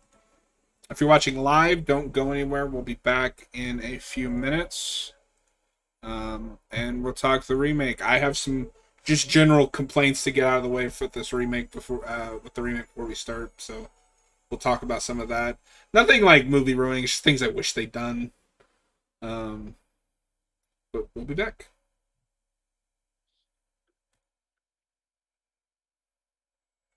Okay. I will be back in just a few minutes. Same.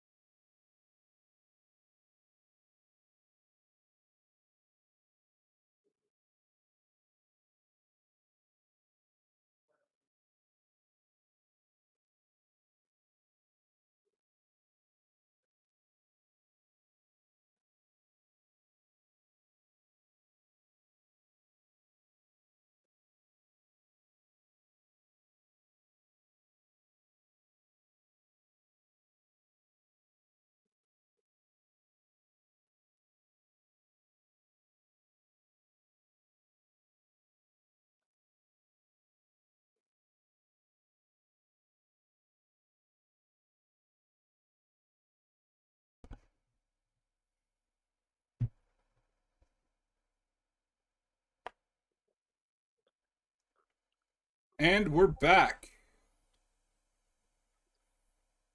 We have such sights to show you.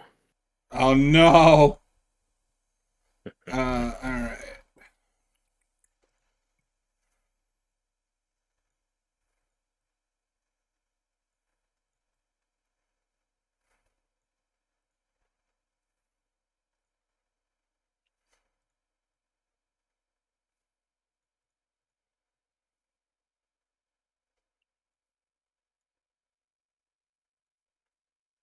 Just fixing up the reposition and everything. So Robert, this was you watched this beforehand. I did. And that was your first viewing, yes? That is correct. It's crazy this came out, what, 3 years ago? Yeah, I was just thinking about that. Noah and I Yeah. covered this when it dropped. We didn't do a commentary, but just a review. And I don't remember what I said in that video. I don't either. All that matters is that you're consistent and that your opinions tonight match up with your opinions from 3 years ago. Of course, I'm the exact same person I was 3 years ago, so you can hold me to that. No, what I do remember is John can get more into it when he comes back, but I think he had trouble. He had a problem with one half of the movie, and I disagreed on some, like, which half was better or worse than the other. But I can't remember exactly what it was. I think the second half is a really cool Clive Barker movie. The first half is Okay. kind of a generic 2020s horror teen movie. From memory. Okay, I remember thinking that stuff was all right, but we get back into it. Robert, just because I'm dying to know, just quick thoughts on this reboot. I liked it. I was really with it for the first half, and then the second half I thought had some problems. Oh, I'm on an Wow, island here. okay. Yeah. All right. Well, I don't know about that, but well. But no, I liked it. I still prefer the first two, but of the ones I've seen, this is probably my third favorite. I think this is the second best Hellraiser by default. That's a low bar, mind you, but um, I like this better than two. I kind of wish they had just called this the Hellbound Heart. I guess the problem is just in terms of the story they're telling, that title is more appropriate for the original movie than this. Because that But would imply we'll get that into it, this is a more faithful adaptation. Yeah. which is not. Which is it's Well, really that's not. hard to do because the first movie is the faithful adaptation. Mhm. Um, So- I also think this just it overcomplicates the lore in some places. But we'll get into it. Are you guys ready? Yeesh, I am at timestamp 0, but I have 4 ad breaks, and I will tell you guys No. when. I know. We're gonna be here for hours. Yeah. It's true. This movie's 2 fucking hours. I Yep. forgot that this was 2 hours. Oh Jesus my God. Christ. I'm not getting any sleep tonight. All right. This is our commentary for Hellraiser 2022 in 3, 2, 1, play. Well, and it's weird too because like you said that because I had said that for anybody watching this after the fact, I wish they'd called this the Hellbound Heart. You implied that makes it more implies that it's more accurate when it's not. It's weird because it's not, but then you go to the book for Pinhead because this is more accurate to how Pinhead is described in the book as more feminine or non-binary. Androgynous. That's the word. Thank you. Well, and this, I'll say, does cherry pick a lot of ideas from the first two movies. But it is a very different plot overall. Yes.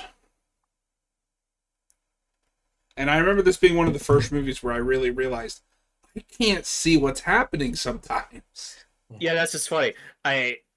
When this movie comes out, I remembered one of the main criticisms people saying, "Man, like that was really poorly lit. I couldn't see what was happening for a lot of it." And when I was watching this, I was like, "Oh, maybe I was thinking of a different movie because this movie looks fine." And then you get in the back half, and I'm like, "Oh, Oh, now I that's what see they it." were talking about. I would still. I'm so sad this never got a physical release. It should get Did one. it not? I thought it was getting one, but maybe Somebody I announced that hallucinated. they were going to be doing one, but I haven't heard anything. Yeah, I was surprised. Actually, before we went live, I was looking up to see if I could get this, if I could like rent this anywhere else so I didn't have to deal with ads. But it is only on Hulu. That's the only way I guess you can watch this movie right now. Well, and, Well, and part of what sucks is I think this got overshadowed by Prey, which was just such a huge yeah. movie.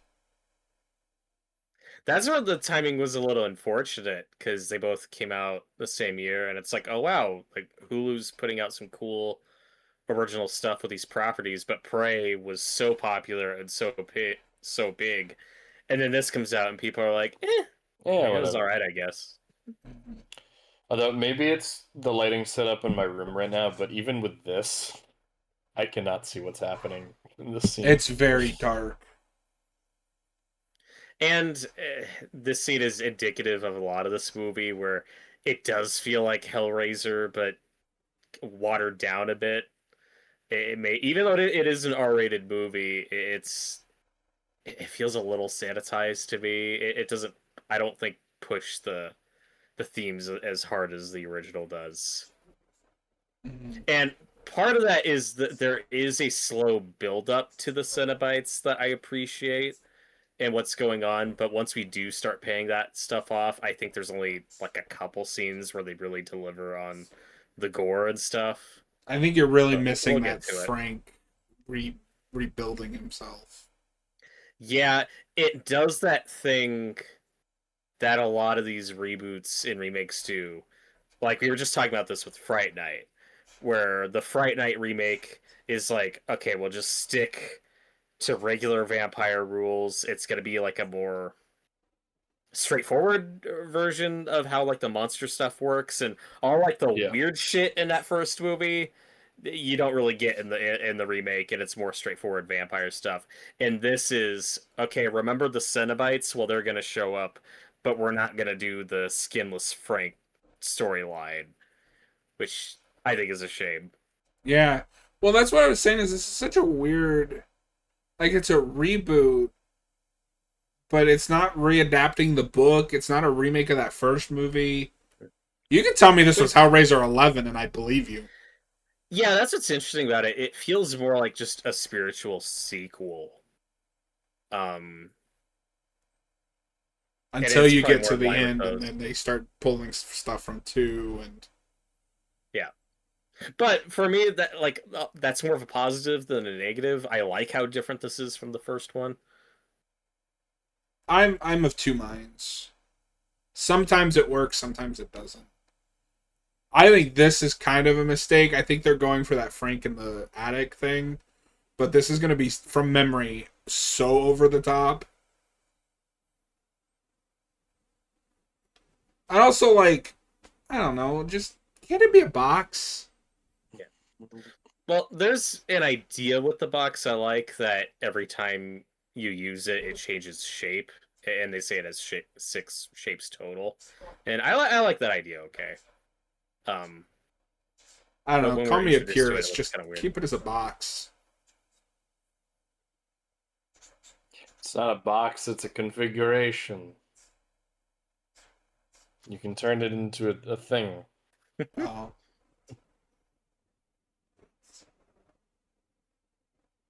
John's like, I only want one shape for the box, and one shape only. I mean, I do. Like,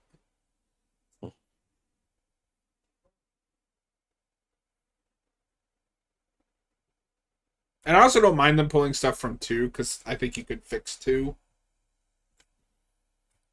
Well, and the rich guy here is kind of reminiscent Yeah. of the antagonist in 2.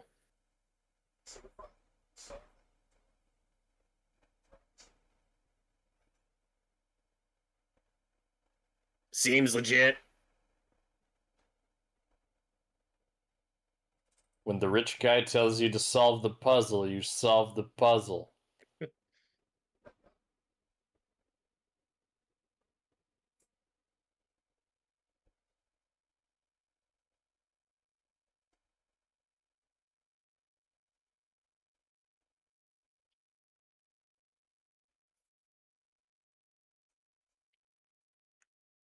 Oh yeah, So so that's the thing. Yeah, I forgot it that you have to be like stabbed by the box in order to.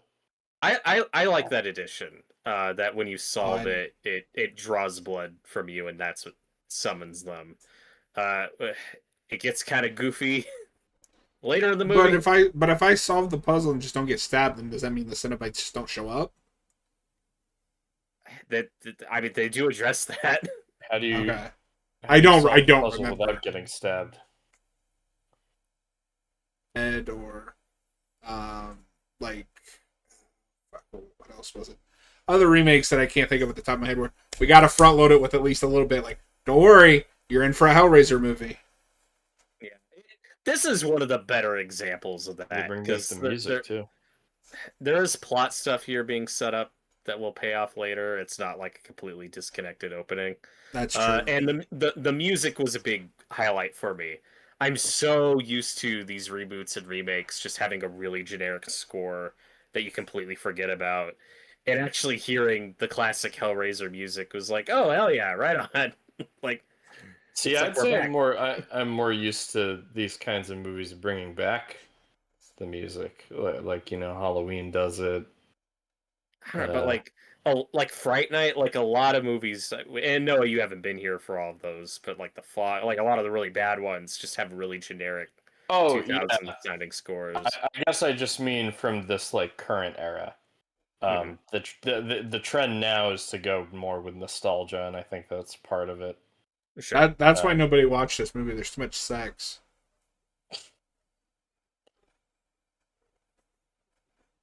I'm uncomfortable now. The protagonist of this was just in Until Dawn this year. Until Dawn, right? Yeah, which I still need to watch.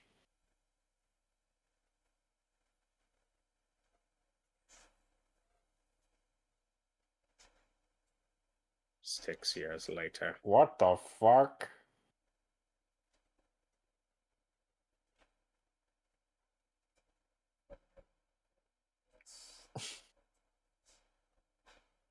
Why is this apartment like the hardest thing in the world to see?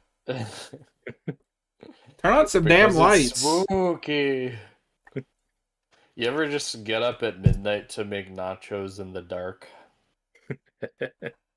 That happened to me last week.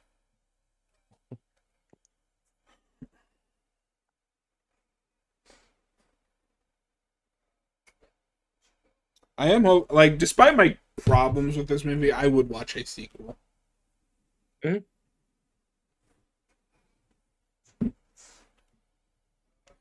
Yeah, you think they'd make one? Because like we were talking about, this movie wasn't super They keep popular. saying they're working on one. I mean, it did get good reviews, and the prevailing thing was just, hey, this is better than the shit we got for the last 20 years. So I remember most people Yeah, liking it. it's just interesting because we're getting a game that's going back to the original kind of feeling of the Mhm. series and bring back Doug Bradley to voice Pinhead. Yeah, Uh, this movie exists in kind of a weird space. Yeah. yeah, and I guess we can have both of those at the same time. It just Mhm. feels to me as like we're making a conscious effort to go back to the original movie.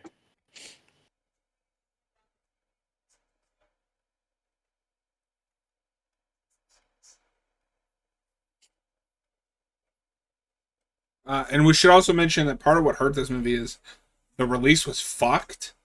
Like we got it here on Hulu, but like our buddy Austin couldn't watch this for years. It just wasn't available. Oh yeah. It's annoying. Is it just on a different streaming service for him, or? I think he had to end up renting it from Hulu from Amazon. If it finally it hit Oh. renting. Oh, it's available to rent over there, but not here. I Yeah, have to subscribe to Hulu. you have to. Well, you have to subscribe to NordVPN. Oh. We're not sponsored by NordVPN, by the way, guys. But if you want to sponsor us, I will happily take one.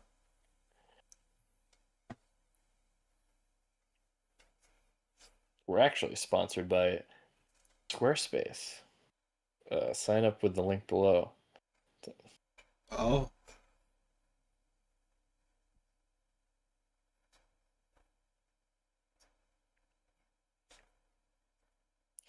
So John hates all of these characters, is what I'm learning. no, I don't hate them. I don't know. It's just kind of generic stock horror characters from memory. Yeah, I know. This is only my second viewing, so I guess the setup is a little generic, but Well, what it is, where I could meet John halfway and see where he's coming from is there are tropes we're playing with here that feel very modern, but specifically, if you told me that Fede Alvarez was making a Hellraiser movie, this is the movie I think he'd make, because Yes. there's a lot of Fede Evil- Alvarez tropes Yes. in this. You have a recovering drug addict protagonist, like the Evil Dead reboot. You have like this group of young people who, spoiler alert, at least our main couple here are going to be thieves. A lot like Don't Breathe and even Alien Alien Romulus. Romulus. Yeah, when we get to Alien Romulus, it's like, oh, we just made Don't Breathe, but as an alien movie, in okay. space. So In does space. it does have those familiar tropes, but for me, they work together in a way that I found kind of fresh for this franchise, and I appreciate that it's doing something different for a Hellraiser movie. You don't Yeah. get to say that. You've seen like 3 of these. Yeah, 4. Of 10. He- 11. he's the Hellraiser expert. The Hexpert. I don't know. Well, I will restate my feelings after having watched it again because all my complaints are going on memory. Like I misremembered that opening. I remember that being way goofier than it is, but like that opening was fine. I don't know, man. Just after all the shit sequels, I would have just liked a back to basics like modernization of that first movie. And that first movie is so perfect. I don't need a straightforward remake of it. But I'm not saying I with need it Robert either. on But that. I'm not saying I need that. But if you're going to do this again, that's what I would want. Okay. And maybe incorporate some of the Leviathan stuff, which is my favorite thing that they do here is set some of that stuff up.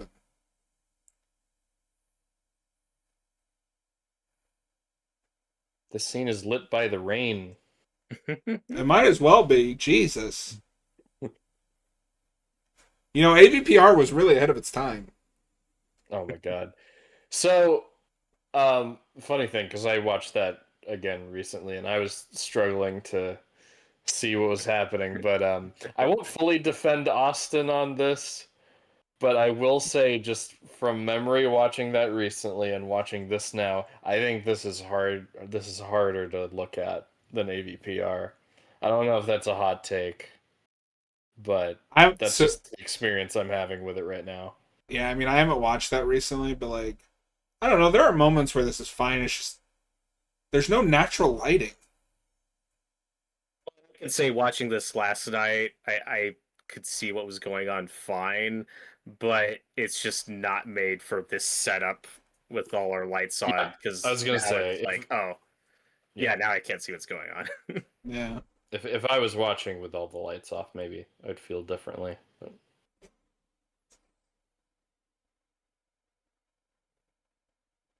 I mean, there's more contrast in here than a lot of modern horror movies, I'd say. And this is directed by David Bruckner, uh, who Jerry did Bruckheimer? no, he did that. What is it? The Night House. Before this, that was quite good. And he's a regular on the VHS movies. Okay. In March 2024, Bruckner was involved in developments for a Hellraiser sequel. Yeah. Well, hopefully they get that made. Yeah. And hopefully, probably unlikely, but hopefully it goes to theaters this time. Don't say that. Why say that? Because I want to see a Hellraiser movie on the big screen. Because I like Hellraiser. No. Okay. John doesn't like when movies go to theaters. Oh, the lead in this, I'm not going to pretend that I can pronounce her last name, but Odessa. She's going to be in that Marty Supreme movie. Oh. Well, I don't know if I'll watch that, but her mother, Pamela Adlon, I've seen in a bunch of stuff. Oh, wow. Like, okay. She was on Louie, right? Yeah. I didn't know that she was her daughter. That's crazy. I think that's the voice of Bobby from King of the Hill, right? It's the same person. Is it? I think so. Yes. That's crazy. That's amazing. Her mom is the voice of Bobby.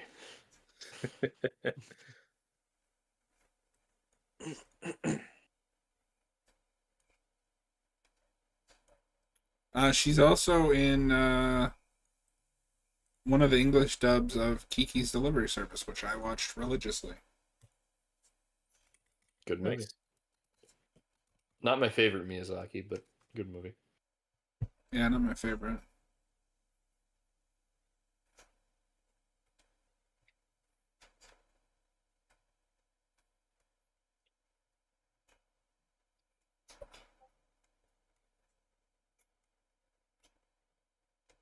She's in The Gate too. I've never seen that, but the first Gate I remember liking quite a bit.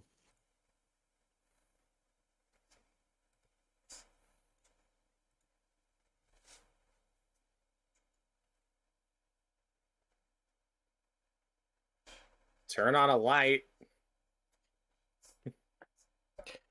I do like this as an update. Fuck you, movie. You don't get to call attention to the fact that it's dark in there. Oh, it's so dark. I do like this as an update of the original movie in spirit, though, because it is a more grounded human story. Just and a family drama, just like the original was. Mm-hmm. Mileage may vary with how much you think this is generic or. Yeah, I think my problem with this is just the Evil Dead remake. I mean, it's similar, but you have a drug addict sister and her estranged brother. Well, okay, they're not as estranged in this. She's living with him, and his boyfriend's there too. But yeah, I think the setup's a little clunky, but I like this family drama we're exploring.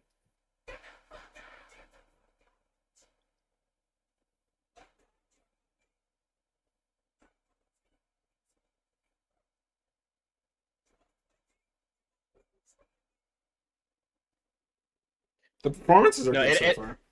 Yeah. And I think she's great and very well cast. Like, she has a very distinct face, but like she looks very normal, and I mean that as a compliment. Like she's very believable in this part. This woman looks normal. Robert 2025. I just got an ad, guys. Okay. Yeah. I like that as a compliment, Robert. But it's like it's her hair, it's her wardrobe. Like I believe her in this part. Don't feel like Yeah. I'm seeing an actor just pretending to be this troubled.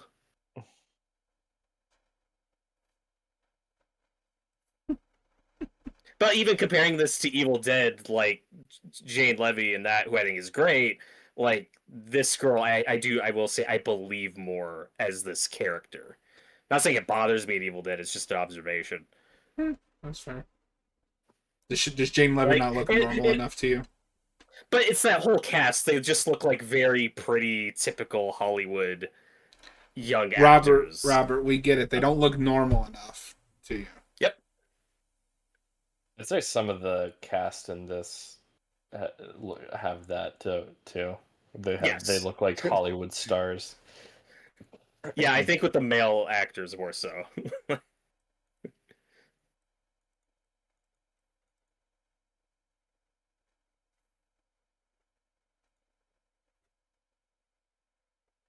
Is your ad still going? I've got 30 more seconds. This is a very interesting McDonald's ad. Sorry. Oh, hell yeah. I'm just not talking because I'm so interested in the McMuffin.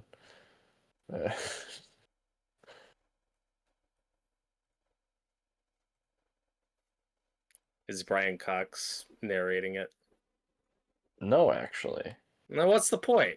What are they doing? Oh, now I'm getting the Zootopia 2 ad. How embarrassing. My favorite, my most anticipated horror movie for the rest of the year. Okay, I'm done, and All right. I'm at 2106. How am I 10 seconds ahead of you? Yeah, I don't know. same. Okay. All right, 2106.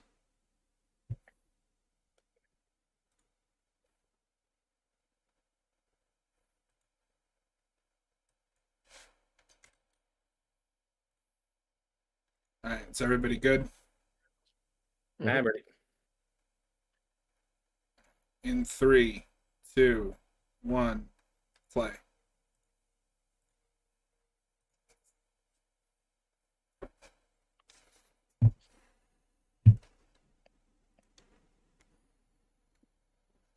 And then I won't have another ad until 50 minutes in, so that's cool.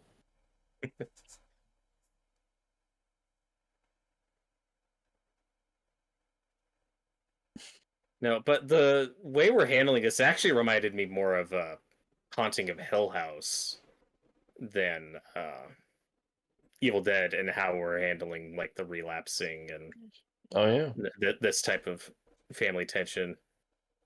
Sure. Mike Flanagan's Hellraiser, when? He'd be Dude, a good fit for it. that would go hard.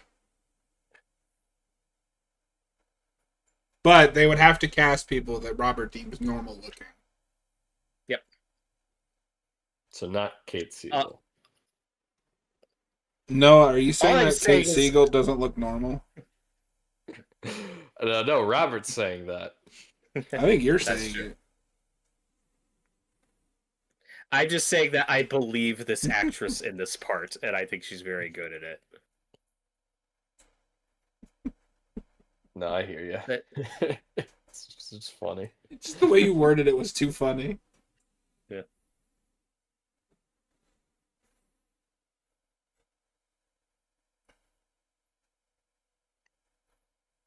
It's just you and me, Puzzle Box.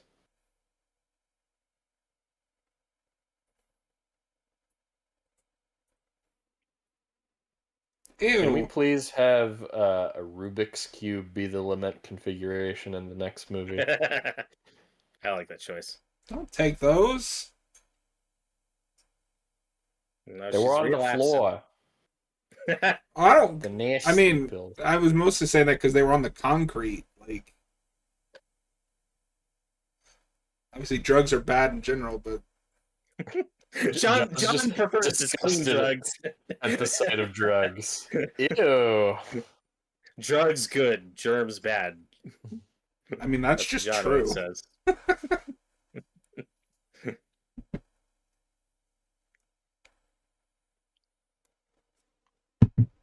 All right. So there's multiple boxes in this, right? Do I have that correct? No. Or no? Okay. All right. I misremembered that. So the box changes shape each time you use it, and I think it has 6 Yeah. forms total. And also, that is kind of an idea from the second one, because I think in the second movie the box just changed shape later in it.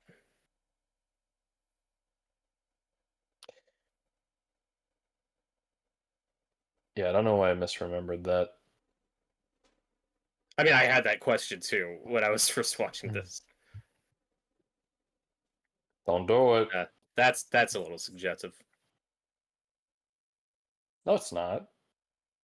Get your mind out of the gutter, sir.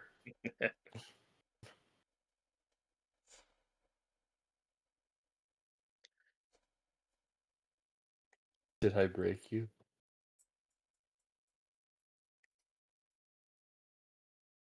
Continues to break it. Just Yeah, smashes it on the floor. like banging it on the side of a table. Work, goddammit. I want to see that Hellraiser movie where it's just somebody fidgeting with the box for 2 hours and they can't figure out, and we just keep cutting to Pinhead standing on the side like. He's just like sitting in a chair with a newspaper with all the in the chain room. It's got a 5 o'clock shadow. Noah, to answer your Oh. question, that's exactly how you solve the box without getting stabbed. Yeah. Huh? Okay. She did So get stabbed though, didn't she? she did not. And Oh. in the opening scene, I was like, "Oh, that's kind of an interesting addition. I don't mind that. Like the idea, like it cuts you when you finish it." But then we immediately draw attention to like the faulty mechanics to it, where it's like, "Oh, okay, I guess you can finish it without getting cut, but that will be a critical plot point in this version." Oh. Okay, yeah, it's all coming back to me now. Because I think I remember complaining about this in the review.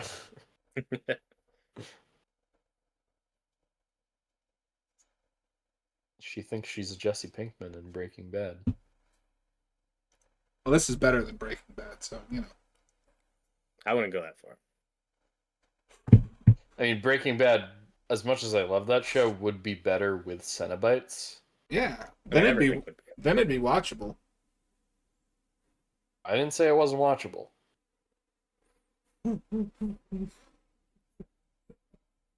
Hey. Oh, there she is.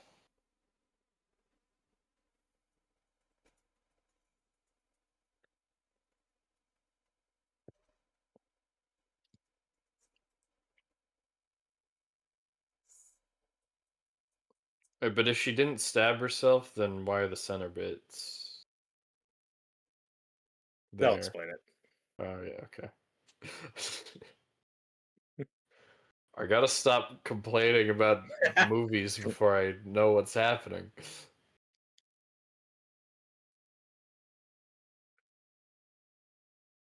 Ow.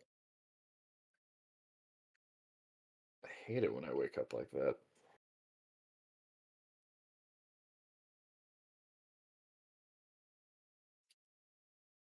Oh, okay. So wait. So she opens the box, but she doesn't get stabbed. Right. So her brother is gonna pay the price. Yes. That's dumb. Okay.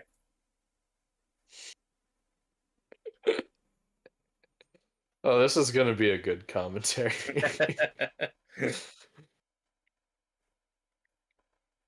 Well, this will come up more throughout the movie, but it's like, all right, you fucked with the box. It's got to be you or somebody else. And we're gonna see that play out several times. Right. Okay. Let me correct myself. That is potentially dumb. I jumped the gun a bit. And I think the back half of this movie is when it starts to fall apart. Okay, so he gets picked because he stabs himself. He gets stabbed. Yeah.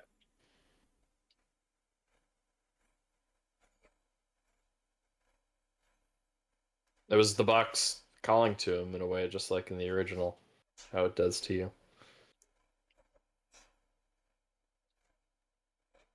And no, you remember in the last movie when you opened the box and they showed up and they didn't have to wait for somebody to stab themselves? Yeah. Yeah, I do remember that. I don't hate the idea, but I remember. But it's also kind of riffing on how like the blood is what brings back Frank, so kind of playing with that. I think I remembered just them introducing a lot of rules at a certain point and getting all, Yes. yeah, having a And problem with that. Why is it doing that? so it's when it gets the blood is when it changes shape. I'm just stating Got what's a mind happening. of its it's got a mind of its own. Oh, Uh-oh.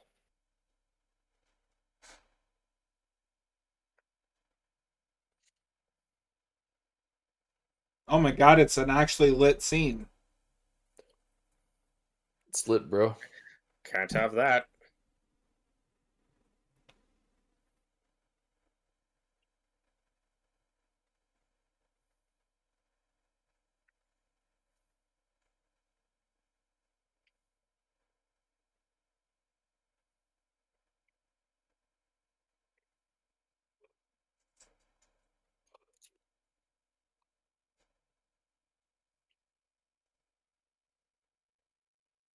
Oh, that's a cool reference to the original.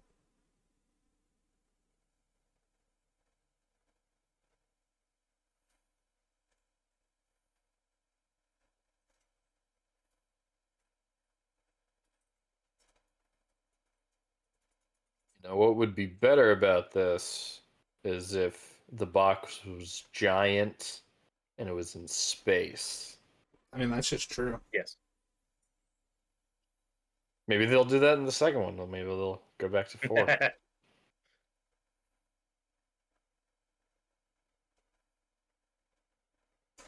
I mean, 4 is the one that could use a remake because there's so much potential there. That's what I've heard. The graffiti in the bathroom. Oh, we cut away from it. There was a Oh, shit. graffiti of a face that looked like Wall Guy in Smiling Friends. Because All right. everybody, jokes about it being Hellraiser in space, but it's a very conscious choice of that is the last living member of the family that created the box. Okay. Yeah. It's only one scene too, right? That's It's not the in the space movie. bookend. It's the bookend Okay, it's the bookend.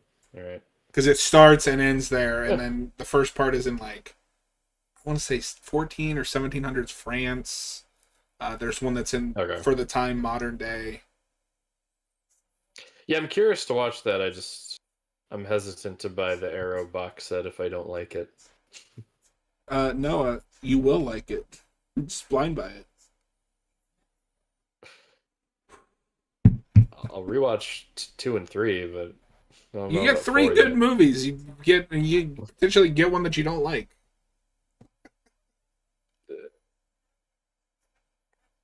Depends on the price. Oh, no, that's fair. Oh.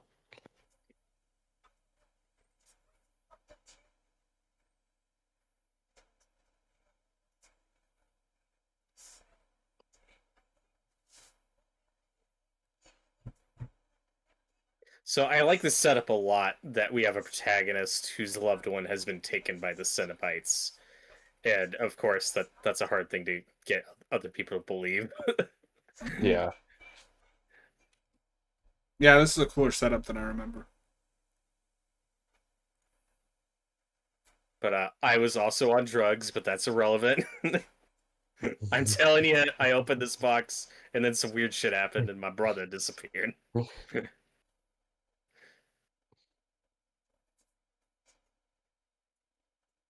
Should listen to Pee Wee Herman. She's This freaking is out. crack. And again, we're really playing the long game with really revealing what the Cenobites can do and the gore and stuff. And then, in my opinion, there's not enough payoff to that in the back half. Mm-hmm.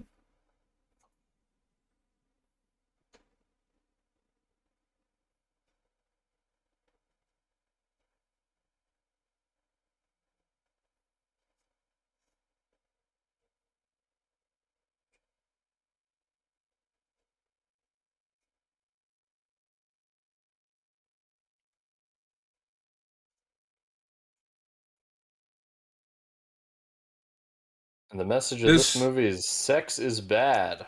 this really needed a Hellraiser 3-esque sex scene. You would say that. John's a pervert. Oh,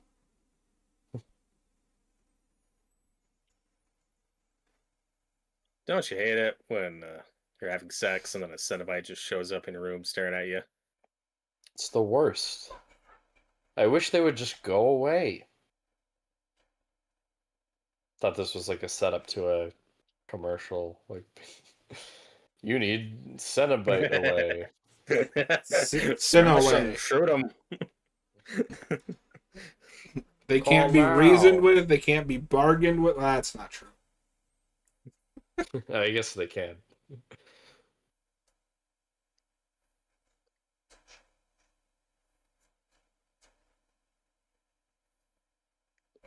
And I like equating her drug relapse with fucking with the box and causing all these problems. That's gonna be her choices are gonna be a big kind of through line for this. I will say Yeah. my issues with the back half aside, I do like the ending a lot. I do really like the resolution. I just think the road getting there is pretty clunky. I remember it being No, in this- the clunky. This actress is really good, and I'm so sad that she decided to be in the Until Dawn movie. You gotta get what you can get. You take the work that's given to you. And let's say for this portion, her boyfriend's probably my favorite character. I always like the rational ones where he's like, I'm not touching this shit. I'm not. He's like, I don't know what happened, but I'm not fucking with it. Oh, Yeah, he's like the Glenn from but I Nightmare on Elm remember, Street. I remember not liking him for some reason, but I can't remember why. Oh, I think he's probably a dick. They probably reveal Oh. that later. So Noah and I have seen this. So, isn't he revealed to be working for that rich guy? Yep. Yeah, There's. that's I tell it. you like that. I have a lot of issues with the back half of this movie where it gets a little convoluted. And like I said, as a companion piece to the original, I like this angle in adding like this investigation element with the box and trying to find and talk to previous owners of it. I think that's a good angle to go with your new protagonist without just doing the first movie again. I remember this being fucked up. Yeah.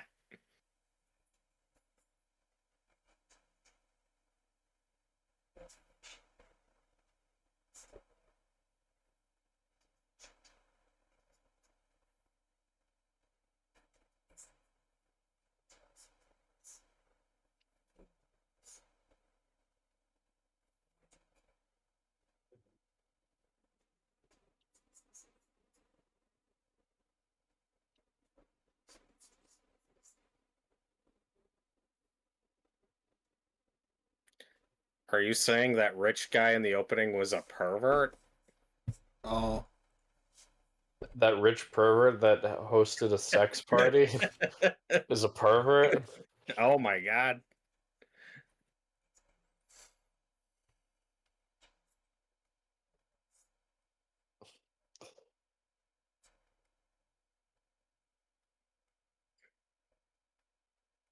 Yeah, so his name's Voight, and every time they say that, I keep thinking of Vought for some reason from The Boys. I keep thinking of John Voight, and I'm like, that's a weird choice. Yeah. Let's not say anything about John Voight that we can't back up. Other than starring in the masterpiece Anaconda. Yeah, which is being remade by Jack Black and Paul Rudd. Yeah. When I went to see Begonia, the trailer for that played in front of it. That was the first time I saw that trailer, and I got such secondhand embarrassment from watching that. It was like, this is a real movie that people made. You're just you're like, this is gonna be a Tropic Thunder sketch, right? Yeah, no, it looks like a fake Tropic Thunder trailer, but it's real. It's a real movie. Well, no, you're gonna be the first in line. Well, I might have to watch it. Fuck.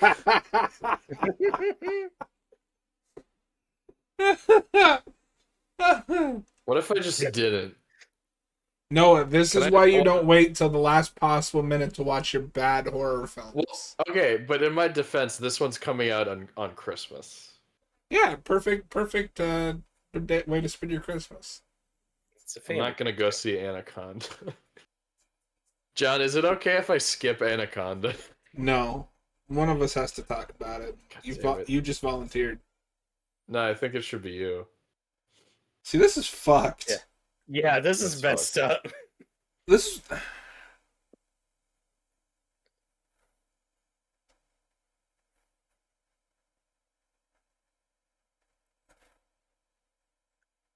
You just doomed her. And see, I Yeah, think this is I stuff think this I like. takes some agency away. Like, I don't know. I'm having trouble articulating what I'm trying to say. I think there is something less interesting about cenobites that are just attack dogs for whoever gets stabbed by the knife.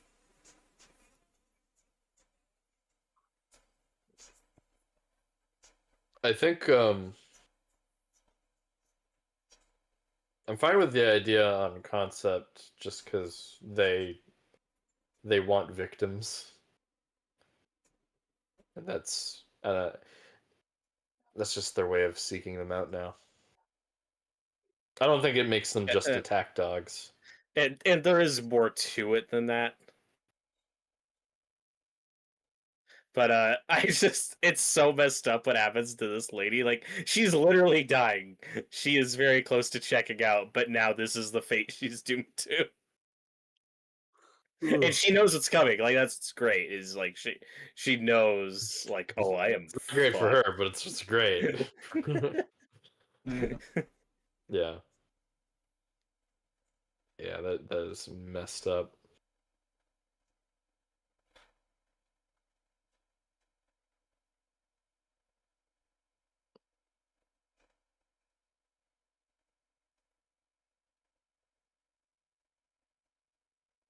This is paced better than I remember.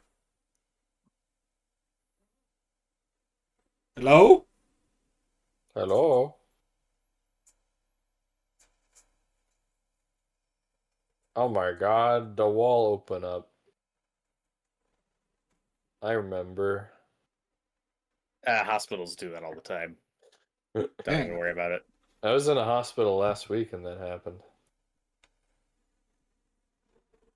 Robert lives in one of those walls.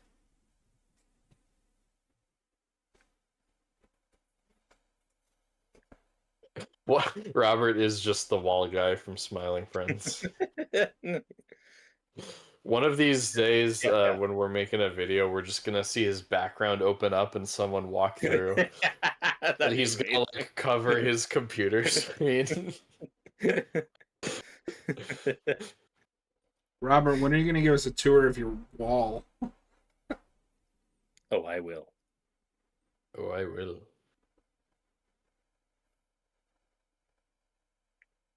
And this is, of course, very reminiscent of the hospital scene from the original. Yes. Yeah. It's doing that reboot thing where it's like, okay, this is the big iconic scene from the first one, so we're getting to that stuff a lot quicker and kind of centering the whole movie around that. It's happening naturally though too. It doesn't Yeah. feel like No, it's I that think scene. Yeah, I think it's a fine expansion on it, and again, as a companion piece to the original, I appreciate that it's doing something different. I don't think I picked up on that and so much of the other callbacks on my first viewing, just because I didn't watch them back to back. Noah But the never fact that does we his are watching homework. it back, well, the fact that we are watching them back to back tonight, I am picking up on more of that. And I think the callbacks are pretty natural. I don't think Yeah, anything's too egregious.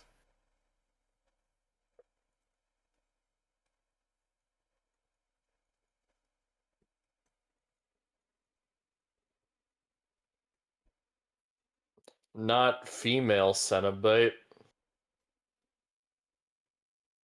but wait. But if Pinhead's played by a woman, she can't be called female Cenobite anymore because there's two female Oh Cenobite. no!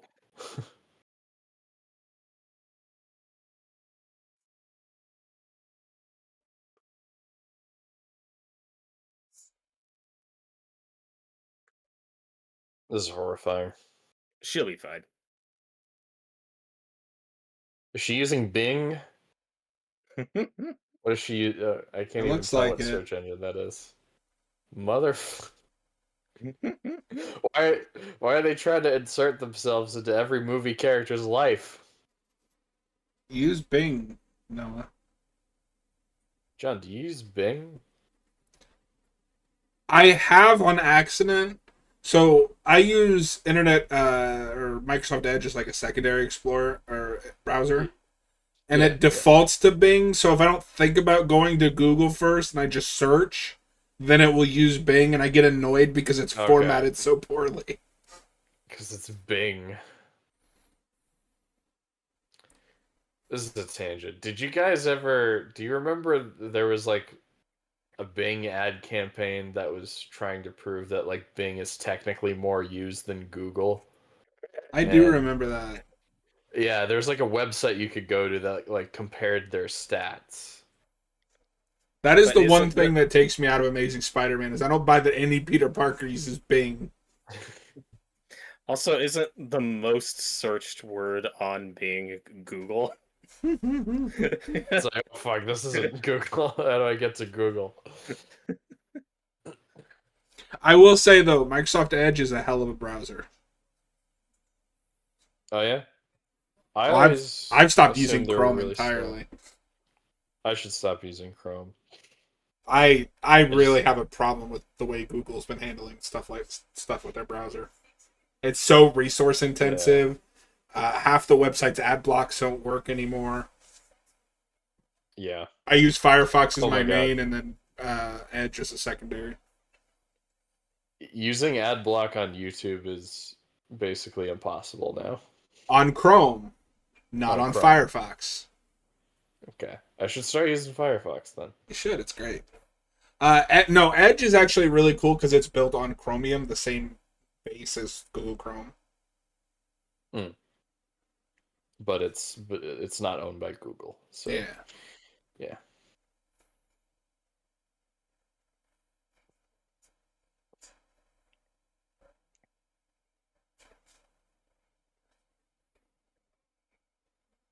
Doesn't anybody believe in fucking overhead lights in this movie? Jesus. No, They live in the dark. that's You how merely know it's a adopted the scary movie. doc.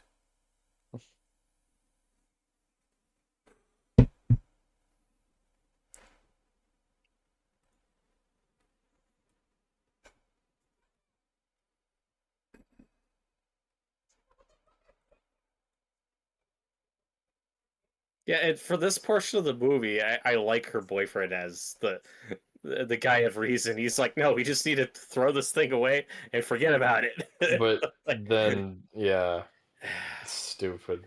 it's a really ridiculously I circuitous like. scheme. So the official Hellraiser wiki for each of the reboot characters have what character they're supposed to be the reboot equivalent of. And I love that the big rich guy is supposed to be Frank Cotton, and her boyfriend is the reboot equivalent of Frank Cotton. And I love that Trevor is the reboot equivalent of Julia. It's almost like it really falls apart when you think about it. I mean, like, I guess she's Kirsty. Yes, the lead here is But, supposed to like, be the reboot equivalent of Kirsty. but she's not the same in any way. Yeah, not at all. No.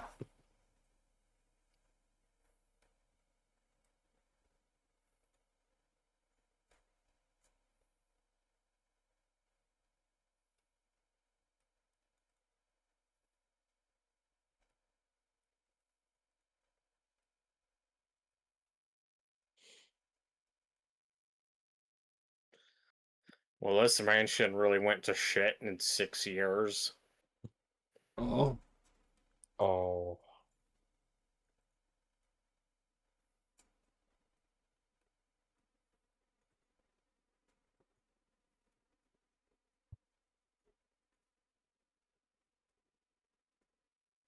Now, how do you guys feel about the Cenobite redesigns in this?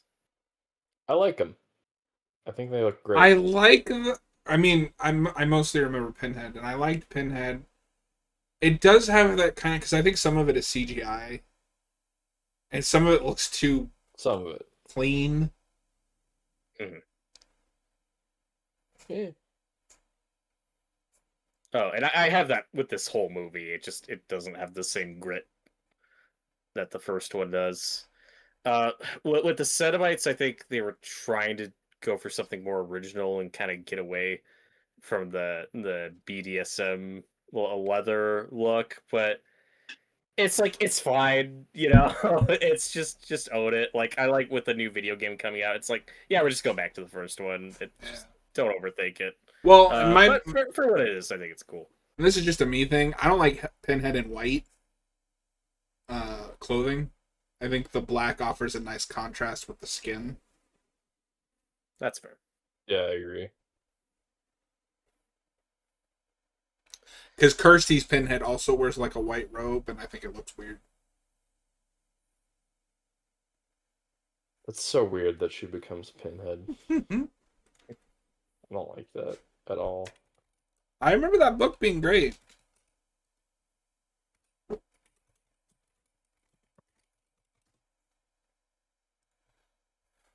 Well, one thing I do like about the Cenobite look in this, though, is they have a bit more of an angelic appearance to them, but in a really fucked up, gross way.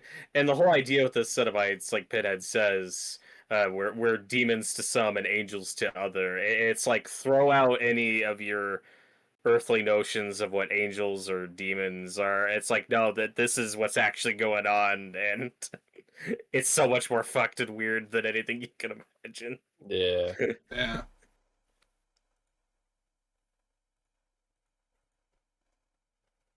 No, there it is. Yeah, I'm not a fan of the white. The white. Whoa, whoa, whoa, whoa, whoa, whoa, whoa. When Gandalf the White showed up, Noah went boo. Boo. Well, that's why he hates Lord of the Rings. Yeah. I mean, they are objectively Peter Jackson's second, third, and fourth best movie. Don't even start. What? Brain Dead is his Dead. best movie. Brain Dead is not his best movie, John. It is. It's really good, but it's not The Lord of the Rings. Yeah, it's better. We're really spending a lot of time on her figuring out how to open and close these doors. I wonder if that'll pay off later. Oh I my don't god, think it the will. house is a box. The house is a trap. The house is a what?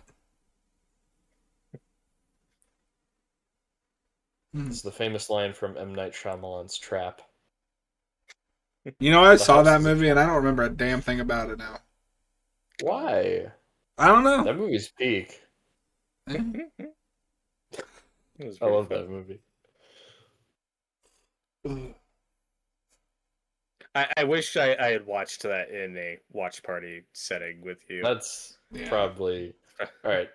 Yeah, we should do that.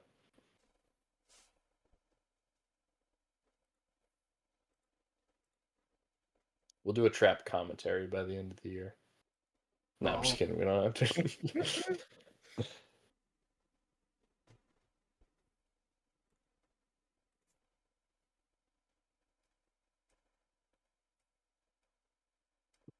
Oh my god, she found the concept art. Whoa. That's probably actually what it is. It's like when movies will use production stills or just screenshots from other scenes as pictures of characters. Yeah. Oh, that always drives me crazy in sequels when you'll Yeah. have a photo of a character and it's very clearly just a production still from the last movie. It's like, come Yeah. on. Come on, dude. Like the Halloween 4 has a really awkward example of that because the photo Jamie has of Laurie is Jamie Lee Curtis like holding the pumpkin from the first one. It's like very Yeah. clearly an on-set photo, but it's like if you've seen that movie, it's like who took that photo? When did that happen? Like you could have just Yeah. used any photo of Jamie Lee Curtis from when she I feel was in like high school. I had an example of one, and I can't think of it now. Did you guys know that It Heather happens a lot. Langenkamp is in Hellraiser 10? Oh, No, I just saw a that's photo of her unfortunate. and she's just got an wearing. ad. God damn it, Bobby. Oh. I'm probably gonna have to rewind a bit. Okay. Yeah, that's unfortunate for Heather Langenkamp. I'm looking at a She's- photo of her in this movie, and it looks like she's wearing a Freddy sweater. Oh, most definitely. Remember Freddy?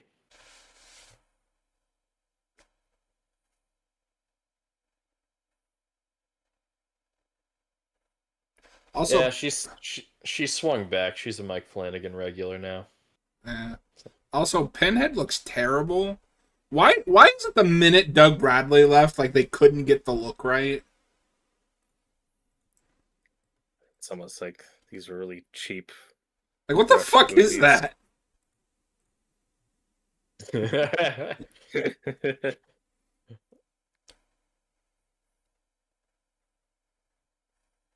I mean, he does look like Pinhead, technically. It's better than 9, maybe. John's like, this looks wrong. It's because they recasted him. Yeah. I will give it this. It looks better than this.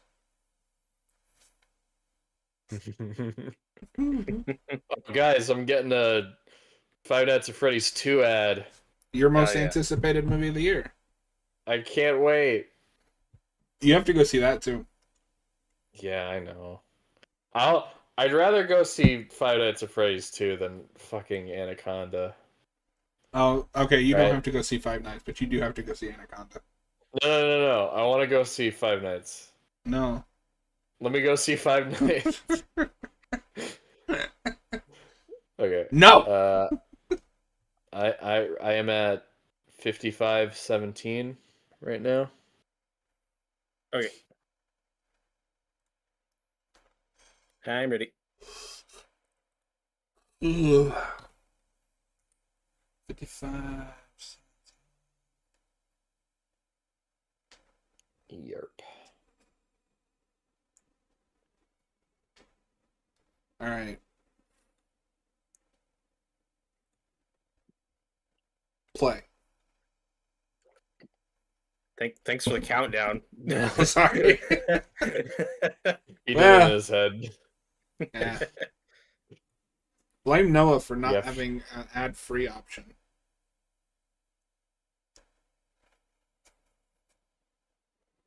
Gotta save money.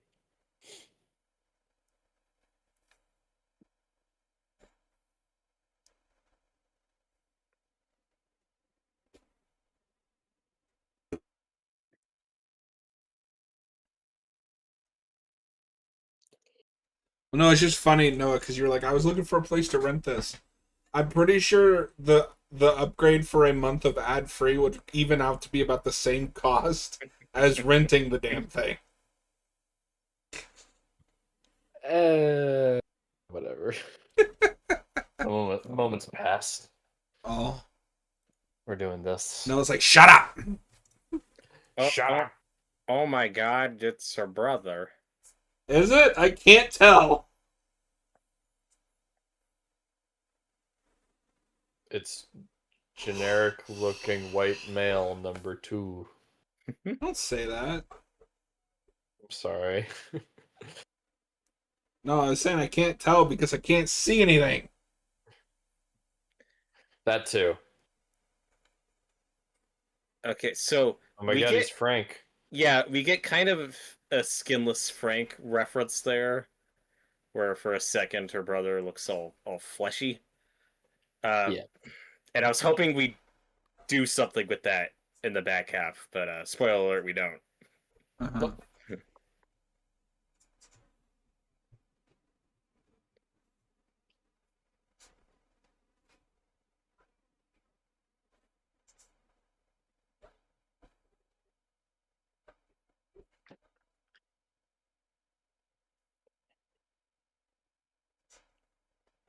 Hey, we're in this together. You, me, other chick. Your I brother's do remember boyfriend. her She's death being here. pretty brutal. Oh yeah.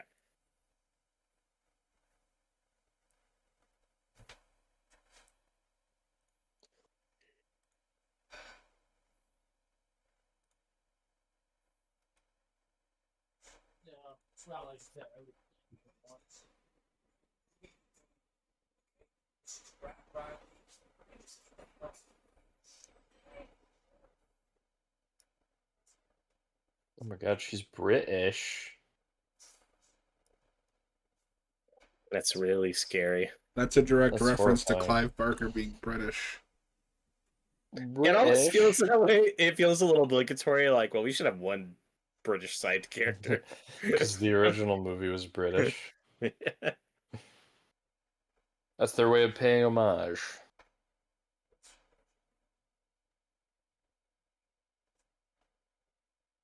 What's your pleasure, man? Oh, he said it. Oh. He said the thing, kind of.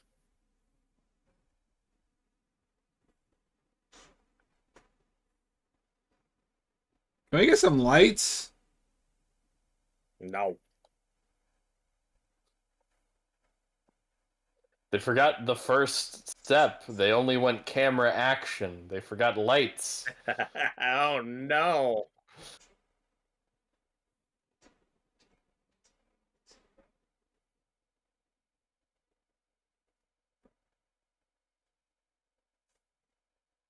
I don't remember it looking this bad. I only remember it like in the back half when we were in like out in the nighttime. And like I said, when I was watching this by myself last night, like it looked fine. Or it wasn't a problem yet. Yeah, Apologizing for playing classical music. as you should. Hey, there's nothing wrong with classical music. It's good for background noise. Hey, Oh. play theme from Hellraiser. Play Freebird. Play only the crazy part of Freebird on the piano. Yeah.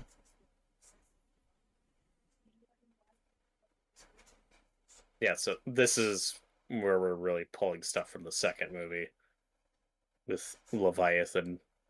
Yes.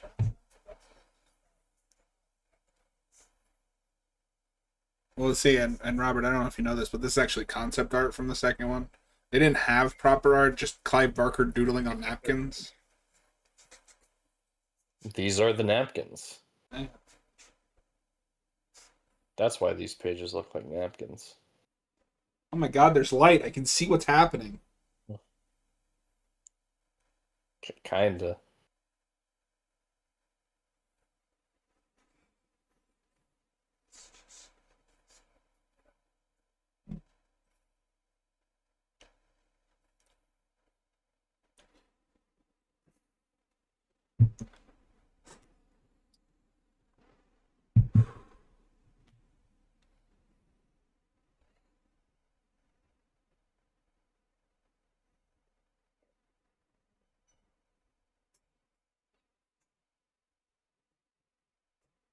At least the subtitles are well lit. It's true. Can you imagine if the subtitles came up dim as well? Wait, what? What's it say?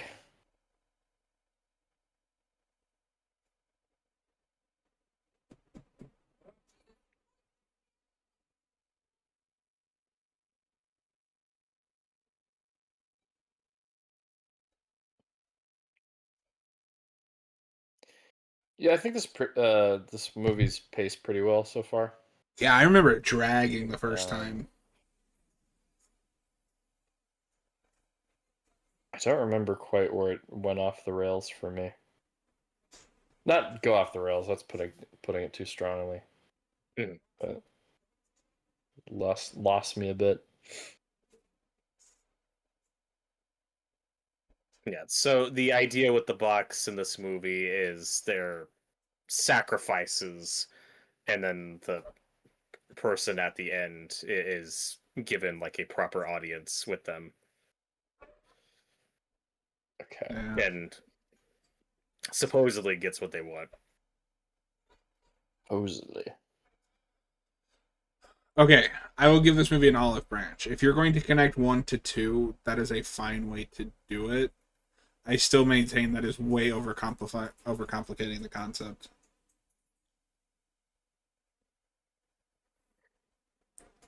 Oh, don't open the box. Don't read from the wait.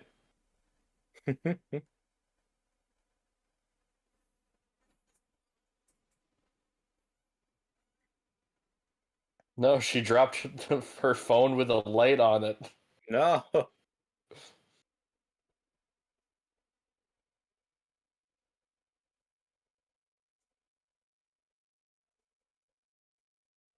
Now we can't see. It just looks really goofy with her having the box like just sticking out of her back.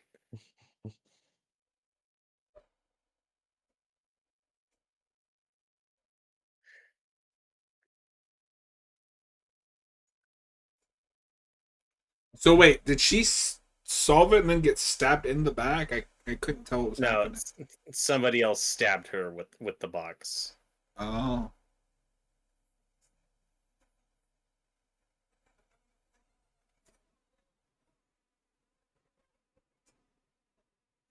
That doesn't look good.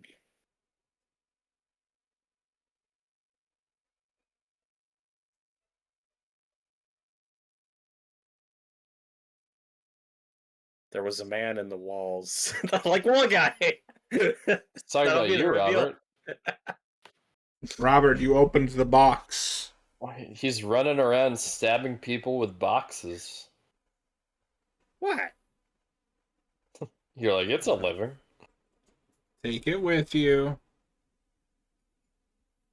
Yeah. Oh my god, I wonder who Wall Guy is. It's your mom. Could it be John Voight? I mean, Mr. Voight? That'd be really scary.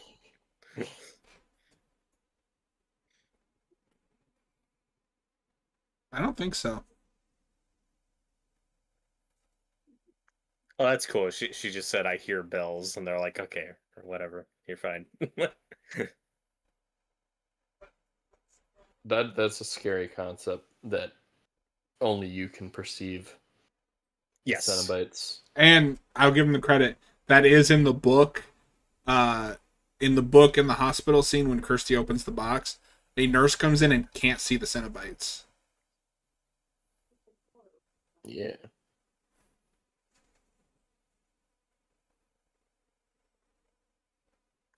I'm gonna get another ad in like 5 minutes about. We just had one. I know. But then after that, there's only one more. No.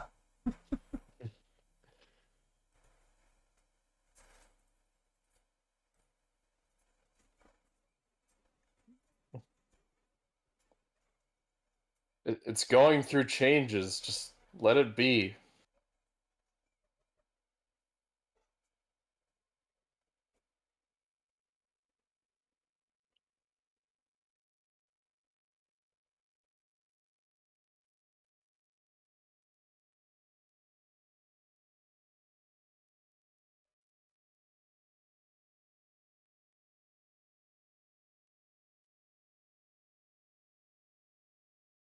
Stop shouting. This is just me and every family trip. I didn't realize you like to yell at people.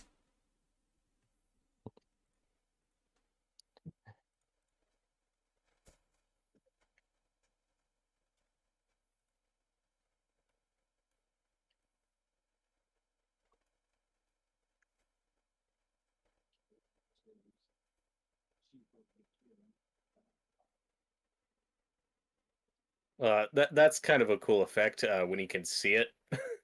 It's like she's just kind of floating there, but she's like I, watching the car I like this in go away. concept. Yeah. Hey guys, Jareth is here. Hey, Jareth, how's it going?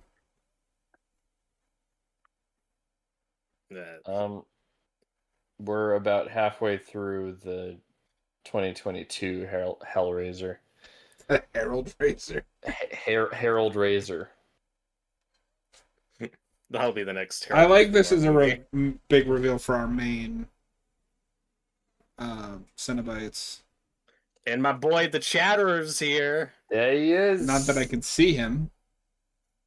I can hear him. I can hear him though.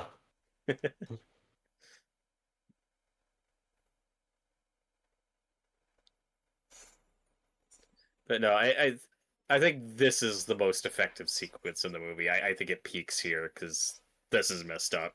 That's unfortunate. That it peaks here.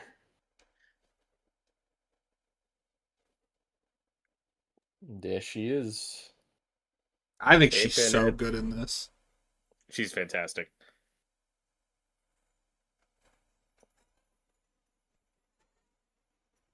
Yeah, that's Jamie Clayton. I think it'll be a shame if we never get to see her play Pinhead again because I think she's great in this movie.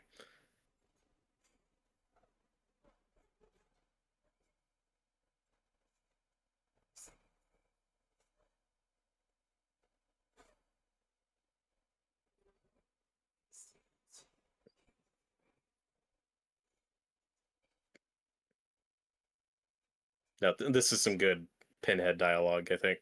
Yes.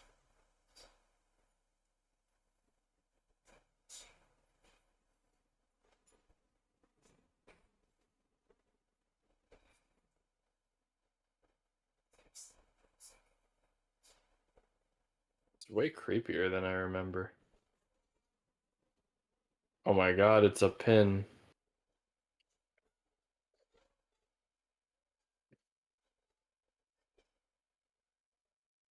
That's why they're called Pinhead.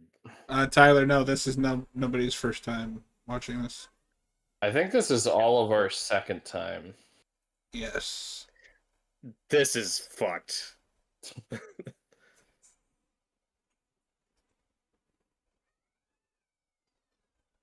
I'm cringing. That's really effective. Yeah. No, this is.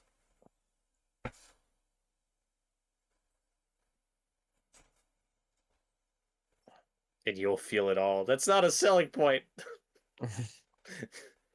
Not at all. I mean, maybe it is for some. No.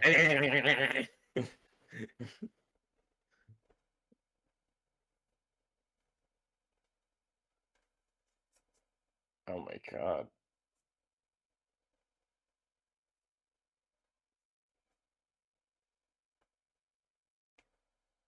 I just got an ad.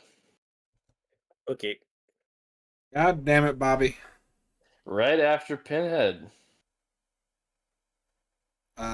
Yeah, that's a great introduction. Not obviously not as good as you opened the box, but you know.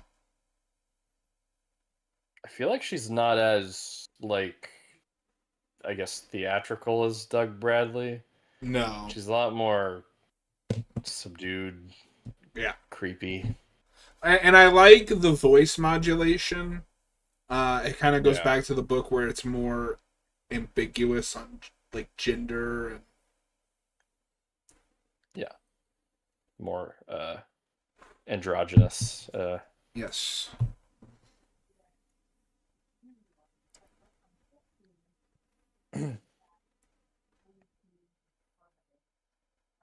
Robert's like, I hate this Yeah.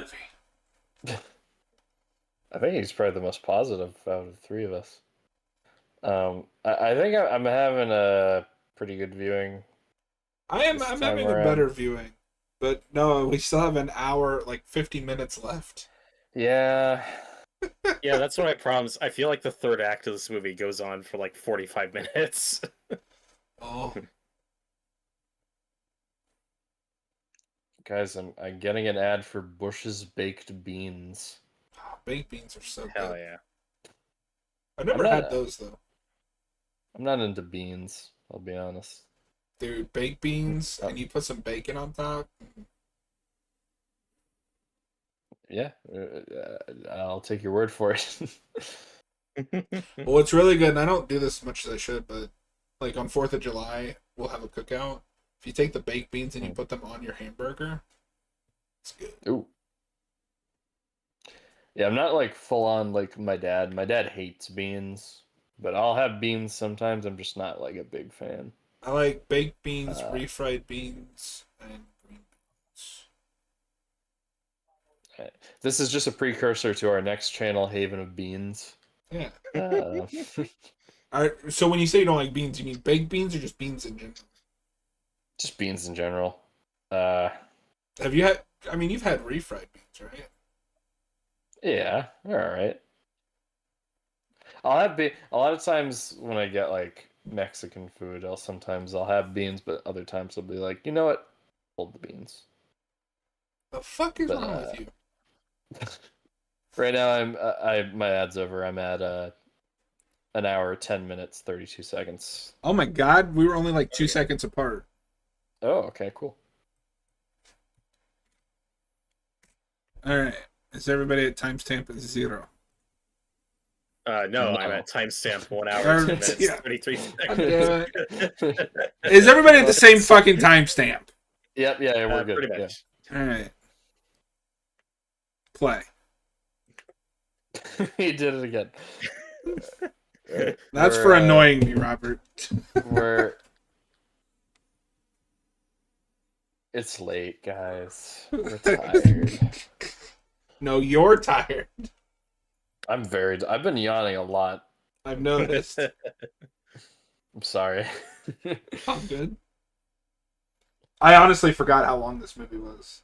No, I did too until today. I was like, oh, am I gonna stay for the second one? Yeah, I guess I'll stay for the second one. You better. Can't leave me alone with this asshole. It's true. Aw.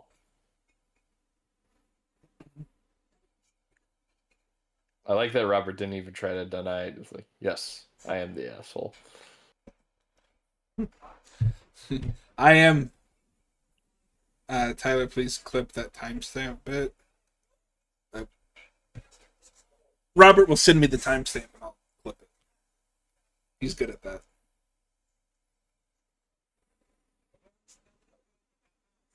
This is the scene I remember. I can't see a fucking thing. Oh yeah, that's because they're in the woods right now, so there's no natural light Yeah. or any light. Remember when we had lighting?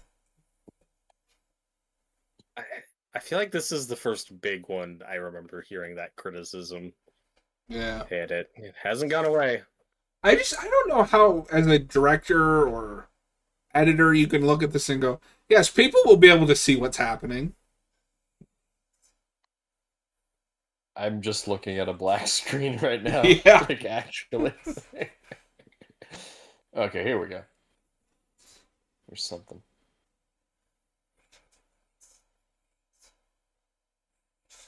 Greater delights await. Yeah, it's totally gonna be worth it. Well, they have such sights to show her. No, and that is the main thing I give this movie kudos for. I think I told Robert this. I'm never thinking, oh, this movie would be so much better if it was Doug Bradley when she's on screen, when the new Pinhead is on screen. Yeah. No, she's great.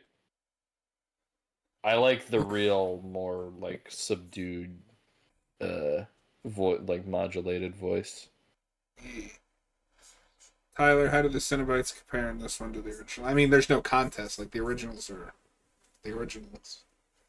But these stand apart, like, I'm not missing them. I'll say that as characters, I prefer the original Cenobites and Pinhead. I think I may find this Pinhead a bit creepier, but No, don't do that. but I like Doug Bradley as that character more.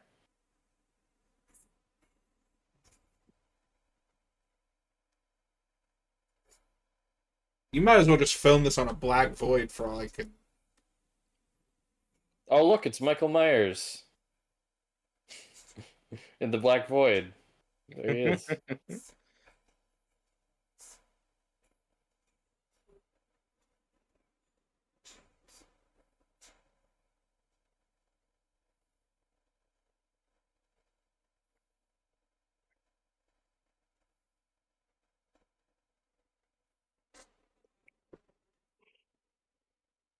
Yeah, and I like this idea in concept that either she can. It's similar to the first one, but here it's she can accept her fate with them, or she can offer up two more remain to take her place. No. You know what this is scarily like? Hellraiser 6. And I've heard that like there are plot similarities with this. Well, because some of the I never thought about this until just now. But the plot of that movie is that Kirsty makes a deal with Pinhead for 5 souls for hers. Mm-hmm.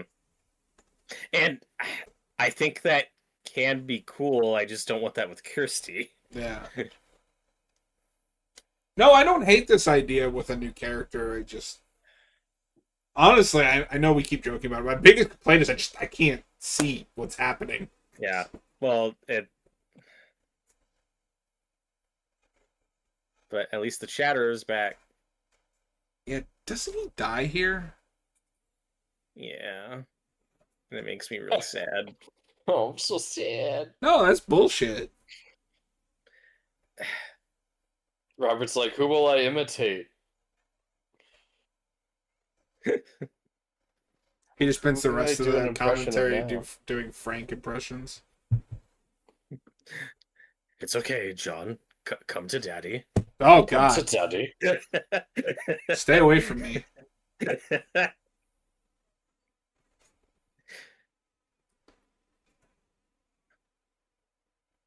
Oh, is this the I think this scene reminded me of Jurassic Park 3 when he closes the gate on them. It reminded me of the bit with the raptor in the third one. Oh, Ugh. Ow! What is happening? Chatterer just bit boyfriend on arm. Oh. But shouldn't they not be able to affect anyone that hasn't been stabbed? Yeah, like this is where I'm like, yeah, I have questions. Okay. so he just saw his arm get bit off by nothing. I guess. I guess. But she also just stabbed the Chatterer with the box, so the Chatterer can be offered as one of the two, and I'm like, does that work? Like I feel like that. and that's why the Chatterer dies here. I'm like, I feel like that shouldn't apply to the Cenobites. It's kind of a weird loophole. I like that in theory, just like because they're just so unbothered by it. But isn't the idea with the Cenobites that they already solved the box and they're... I don't know in this iteration. Right. I guess yeah. not in this. You got to remember all that's movie like all that stuff is movie only. In 2.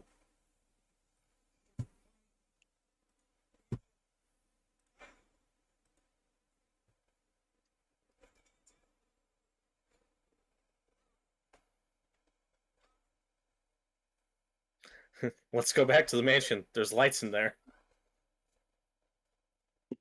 Don't go into the Tell tall me we can grass. see. No, after this, we're going to do a Lost World commentary.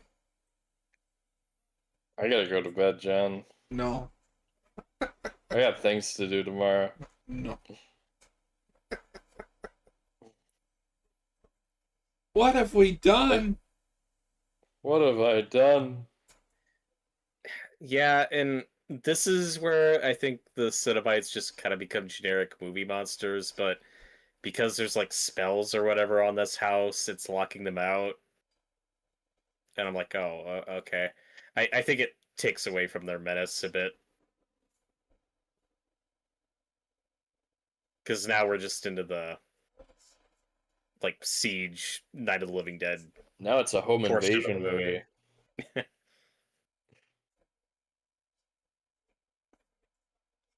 I don't know. I don't mind that they're demons. Like, in theory, there should be an anti.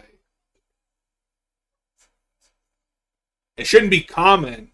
Like, I buy that this guy that has studied them for most of his life knows that.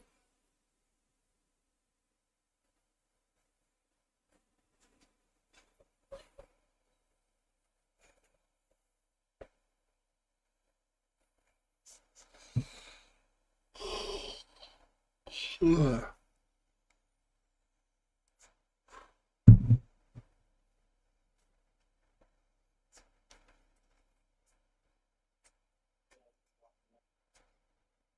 And my problem with what we just did with the Chatterer, though, is we immediately introduce like loopholes Yeah. to how she's gonna try to get her brother back.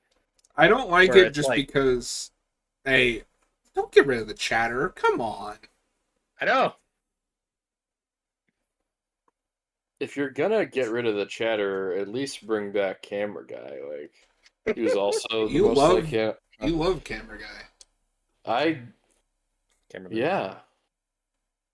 The Chatterer should have had an in memoriam slide in the Oscars. Is all I'm saying. No, you will love the twin Cenobite in 4. The twin Cenobite. Yeah. It's twins that he literally, like, fuses together. Okay, so they're like conjoined. Okay. And it's one of that starts the edgy, like, Pinhead one-liners. So there are 2 security guards that are investigating the ways they come across Pinhead, and they go, "Don't make us put some pain on you." And he goes, "You don't know the meaning of the word. I am pain." Hell yeah, dude. I mean, he's got some good lines in 3 too. Oh, yeah.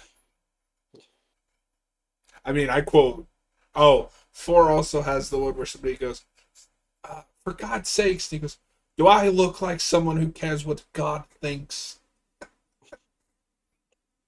Jesus Christ, not quite. Not quite.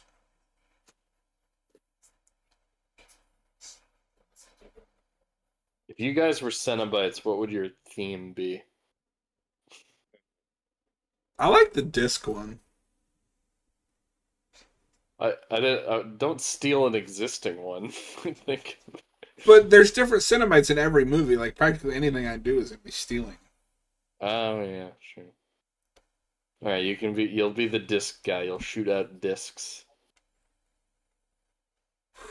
Yeah, because you know how bad that would Will hurt? be- I'll have Yeah. I'll have a Hot Wheels gimmick. I'll have like Hot Wheels tracks all around me, and I can like shoot little cars out. Shoot cars at people. um, I don't know. I'll be bean themed. I just throw beans at people. And Bring it back to our earlier conversation. oh Uh-oh. my God, John Voight's still alive? Oh, okay. Sorry. I just thought about this. I have a problem with the wiki saying that he is the reboot equivalent of Frank Cotton. He's not. He is the reboot equivalent of the Doctor from 2. Yeah, that's what I said earlier. Okay, He's sorry, I closer to didn't- that villain. Yeah, I didn't hear you. But this is when the movie starts to lose me. Where it's like, oh, so the boyfriend was in on it the whole time, and he's working for this guy, and it's a little convoluted. And like on paper, a lot of that tracks. It's just when you go through the whole thing, it just feels like a lot of, okay, I have to do this so that she does this, and then I have to do this because then I know she won't do. It's like it breaks your brain It's thinking too convoluted. hard. Yeah, thinking I about how it what I worked like out. about it though is because she is a recovering addict. It is the taking advantage of somebody in their hour of need, so she's more likely to do what he wants. Yeah, and if that's the idea, I just wish we went further with it. Yeah.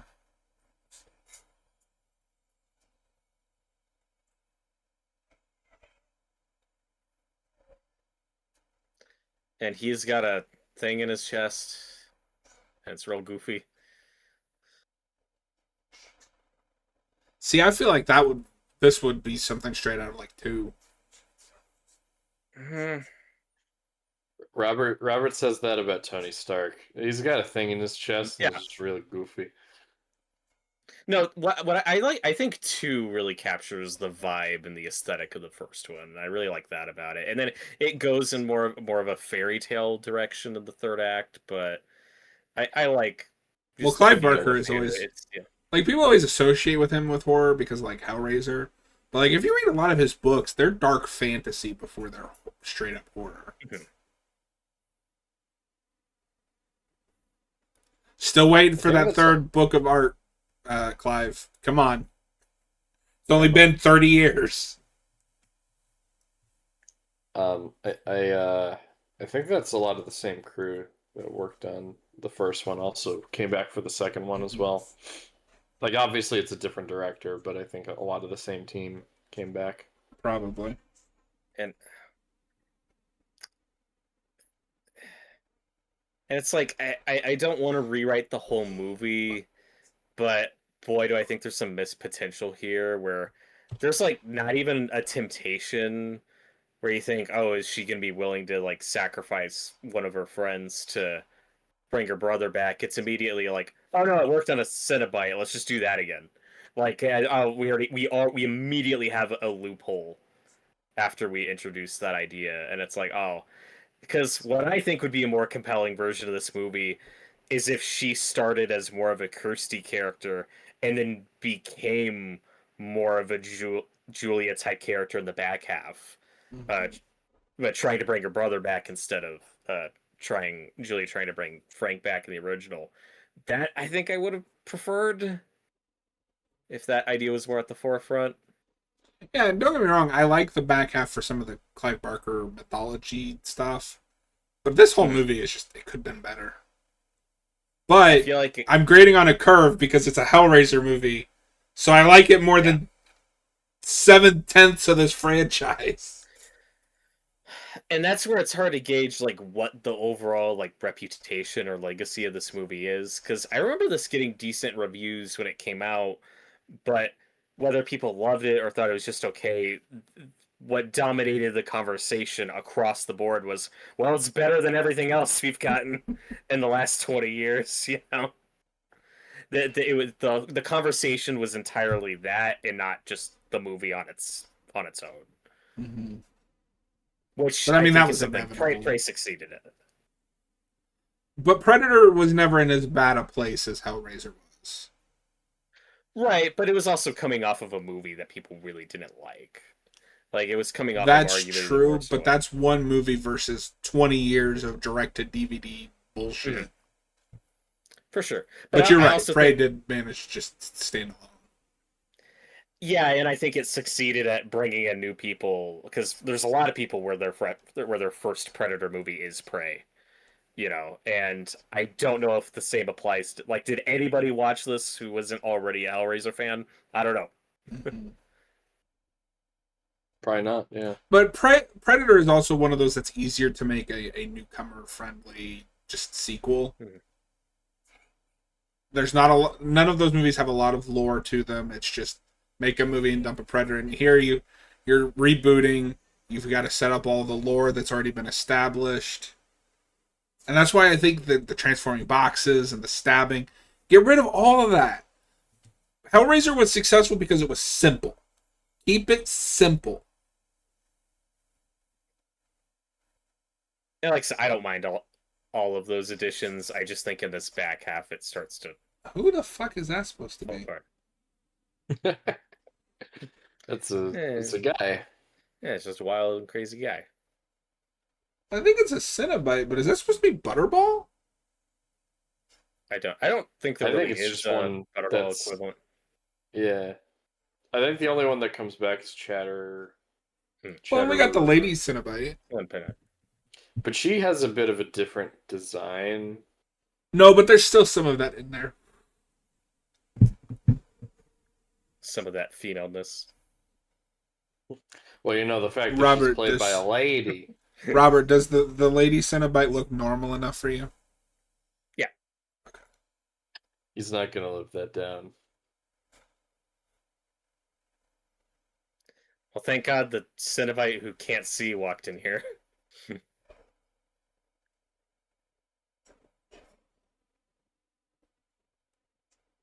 This is Don't Breathe.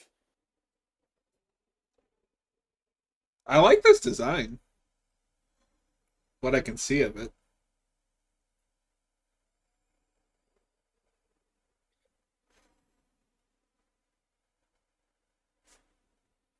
Yeah, and I completely forgot about that whole loophole bullshit. Yeah, because now it's okay. I just need to find a Cenobite just to stab with this thing, and that'll work.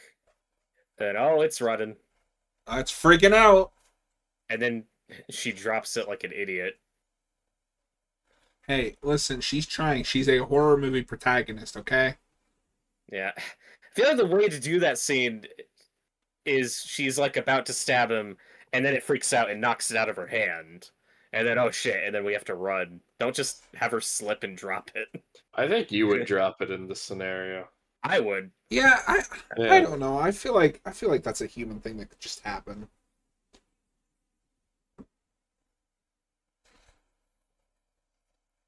Ew. It's freaking out. Freaking.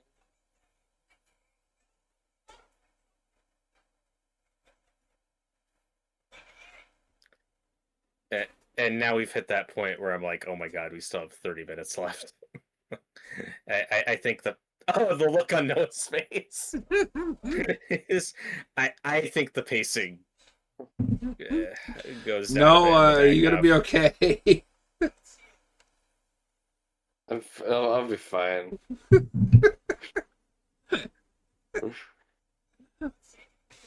You just like crushed Sure, Noah's spirit. I just don't know how I forgot that this movie was 2 fucking hours long.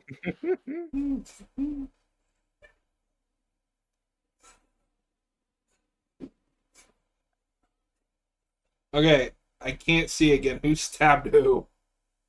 Rich guy stabbed guy. Is it her brother's did he- boyfriend? Her brother's boyfriend, yeah. Yeah, that guy.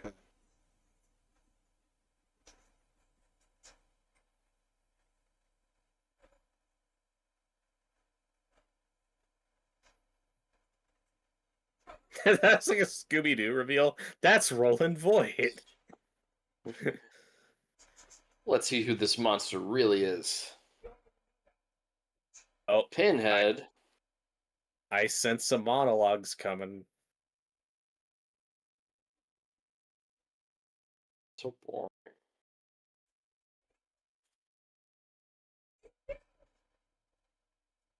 Everybody betray me.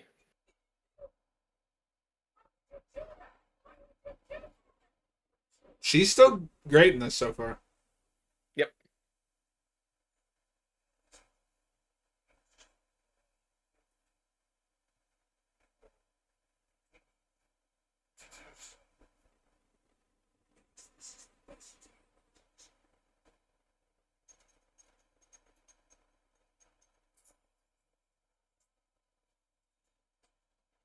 Sure, that all made sense. I mean, at least that's an honest question. What the fuck is happening? What the fuck is happening?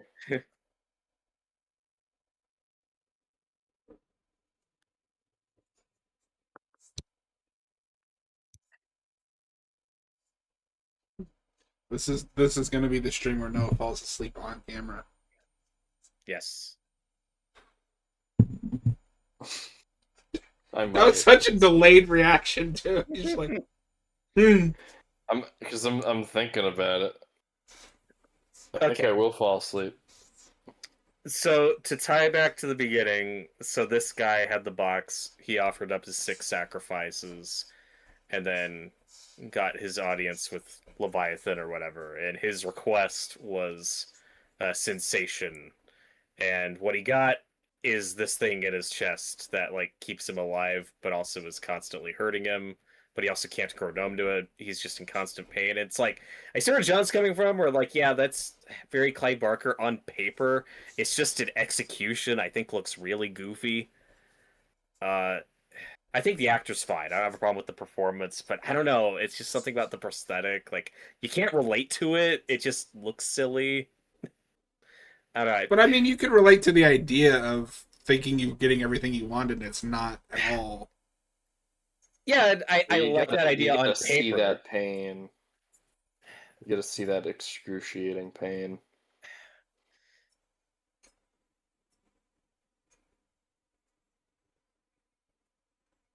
But really, what Robert's saying is, It doesn't look people normal that, enough. yeah, people with things in their chest don't look normal. That's right. And it's just kind of lame. Like that's the best you could come up with. I mean, the That's just- prosthetic yeah, could I be don't better, know. sure, but you're the one that's always going on about if the idea is good, then who cares? Well, it's Okay, going to be am executed I? well as well. But I mean, the idea is executed well. It's a thing that it causes in pain. Sure, it could look better, but the idea is there. The execution's there. I don't. Noah, thoughts? I want to go to bed. Noah, thoughts on the I movie? appreciate the honesty. The movie's alright. I think it's Okay. okay. Noah, thoughts on what we're talking about? I just said I'm with Robert, but I also don't care that much. Oh. Noah's gonna freak out. Yeah, I think with that specifically, I think, well, in general, they don't do as much of, they don't have enough fun with like the like creative designs, like the cenobites and stuff like that. So I think with a better prosthetic, you could really see like how much excruciating pain that he's in.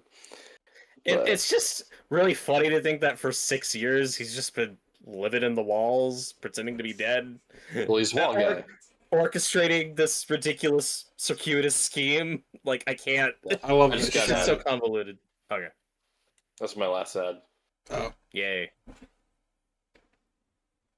Good news. There's only 24 minutes left. Robert, stop trying to freak Noah out. Never. No, there's only like 5 minutes left.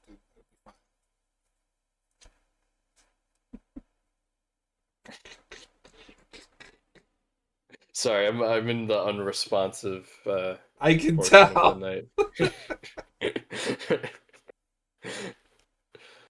Ugh. But do you You guys guys need- agree? You guys need tires? I'm getting ads for tires. Hell yeah. I could use tires, bro.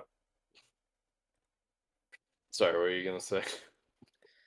I just one of I think the shortcomings of this movie is it just feels so much tamer than the first one. The first one is so much great gore and effects, and it's so gross and creepy. And most of this, I'm just like, yeah, I'm just like, it's watchable. Well, this has the scene when Pinhead is introduced. That is genuinely... Yes, this does have the Yeah. scene where Pinhead is introduced.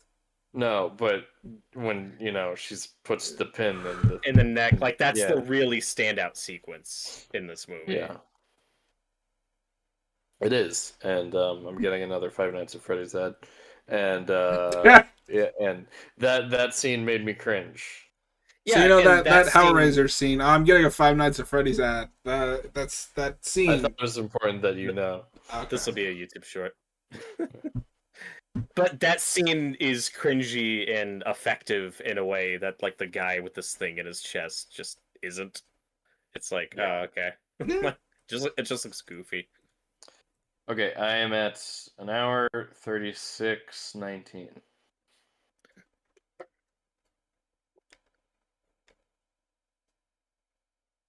One second. Okay, now I'm ready. And it's okay, John. You can do a countdown this time. In 3, 2, 1, go. Okay. I love the shot of Pinhead. That's so cool.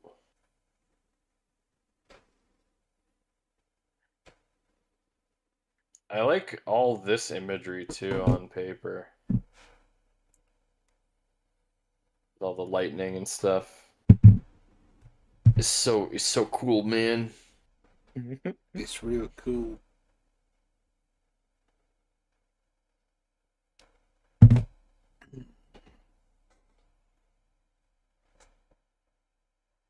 It's Jover. It's so Jover, dude.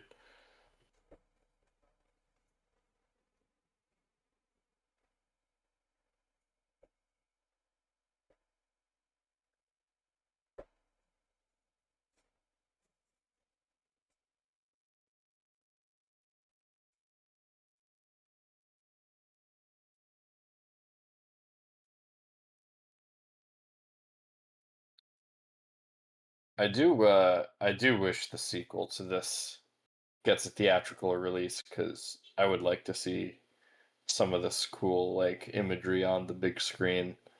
Hopefully it's lit better. But Yeah. No, the next one will be directed to be. it's a downgrade from Hulu. Actually, Tubi's a pretty good service. Yeah, but you know they don't have hundreds of millions of dollars to throw at one of these. No. They're more of a good service for what they have the licenses I love to. Tubi. Right. Not No, the original content. I think these movies really need like their own Dan Trachtenberg, who's like really just passionate about the lore and the original movies. Are you saying that Jerry Bruckheimer isn't their Well, considering he didn't Dan have Trach- anything to do with this movie, no. or I forget the guy's actual names. God damn it, Bobby. Was it Neil Druckmann? What's his name? Yeah, it's Neil Druckmann. Yeah.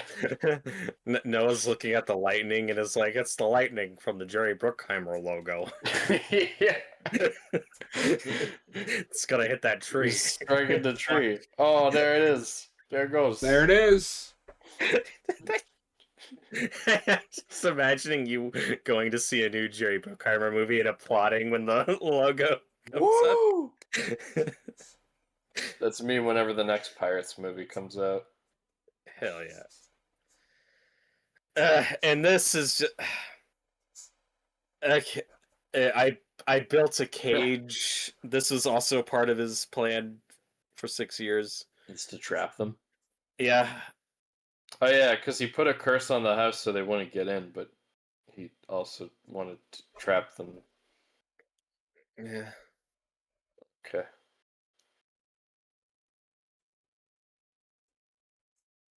I don't know. I think the first half of this movie is just a little simpler, and it's just this girl and who's responsible for her brother disappearing. I'm, kind of invested in that journey in the investigation, and then in this back half, I'm just like, oh, this is getting a little complicated. And you present this idea of like, again, what will she sacrifice to get her brother back? And I wish we could have done so much more with that. It feels like an afterthought at this point because now we have to deal with this guy. Yeah, I think I'm with you on that.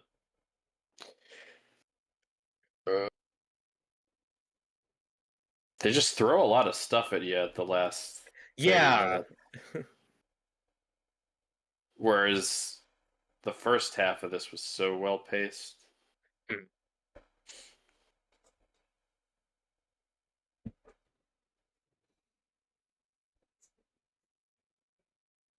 Yeah, I mean we're out of Just Hellraiser 1 and firmly into Hellraiser 2 territory. But let's Hellraiser 2 br- is better. let's No. bring back 90-minute horror movies. Please. That'd be Can we nice. do that?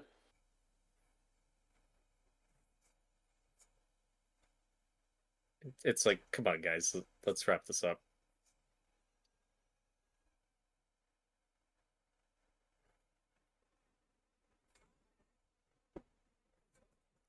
I think the most frustrating part of this stuff is just I can't see what's happening. I can see a little bit better here. Like there's some Oh, cool wait. stuff happening here, but I can't see it. Yeah, but now they're going after that guy, and it's like, gee, I wonder who she's gonna turn against to take the place of him. Oh, is it gonna be her boyfriend she just found out was evil? I think it's gonna be her boyfriend she just found out was evil. Again, there's just never an actual temptation or moral conundrum. First it's loopholes, now it's, oh, you're evil and you're responsible for all this? Okay, well, Well, makes that easier. yeah. She doesn't actually have to choose between her boyfriend and her brother's boyfriend. It's like, oh, well, obviously.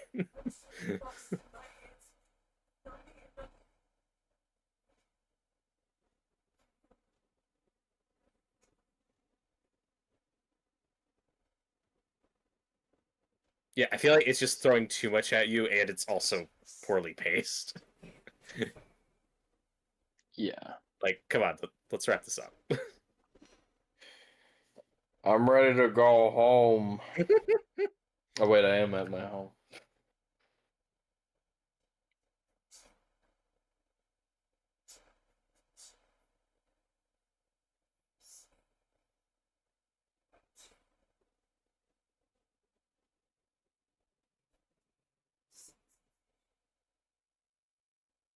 Would you want to see the main cast of this come back for a sequel, or would you want just a new story with Cenobites With the in way there this ends somehow? from memory, I would want a direct sequel. Okay. But I could be won over.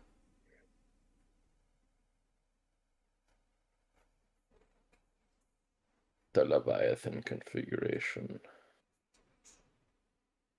I don't know what that means, but it sounds really cool.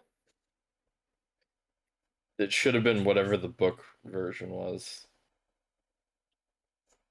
The whatever configuration, the super long one.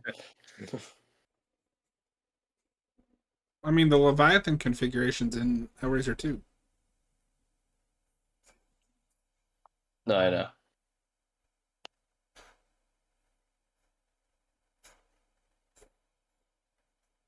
Noah, she just sacrificed her boyfriend. Cool. I'm so shocked. Oh my god. He's full of bolts. Is he a cyborg?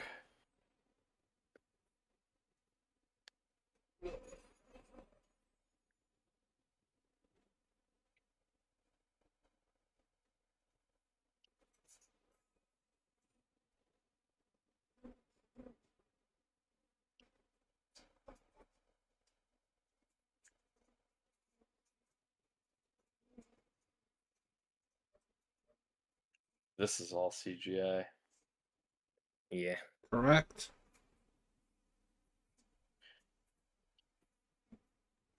Still kind of a fucked up image, though.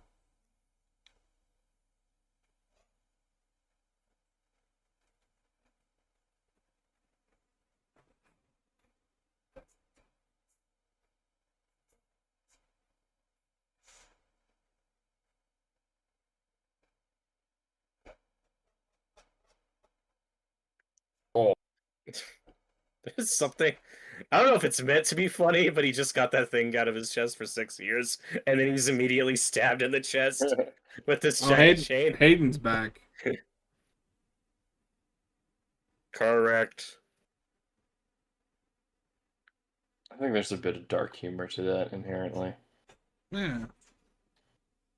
Oh fuck. Did you get another ad? No, I just accidentally clicked out of something. The movie's still playing though. Noah, stop playing Pong while we're trying to do a movie. It's so much more interesting though. The ball goes back and forth. It's like we could hear it the whole time, just do. That would be amazing. Just, doot, doot.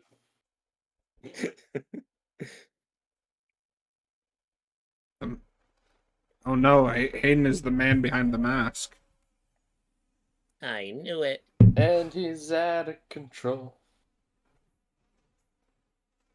She said the thing. It.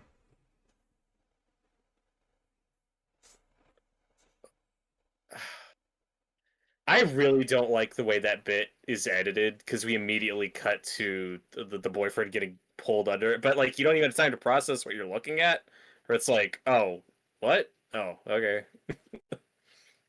That was a callback that probably should have annoyed me, but the we have such sights to show you that worked. Oh, that's fine. Gaming did peak at Pawn. Hey, well, that's because Noah's never played a video game. I also have never said words before. Well, but we're used to that.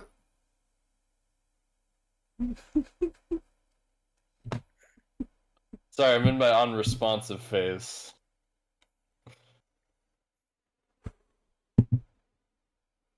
Hayden says his favorite line of that song is out tonight and he's watching you and he knows your house because it's really stupid. Yeah, it's great.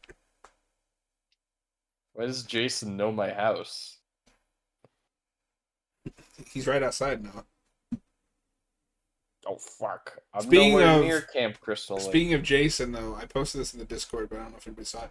Oh, The yeah, I Camp saw that, Crystal yeah. Lake show has wrapped filming. Yeah. Oh my god, they finally did it. I'm getting Looking really forward excited to- for that. I really hope it's good. Yeah.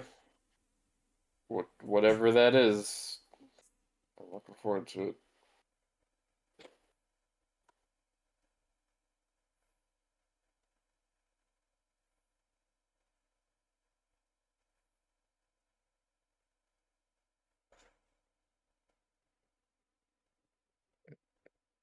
Creepy ghost brothers scare me.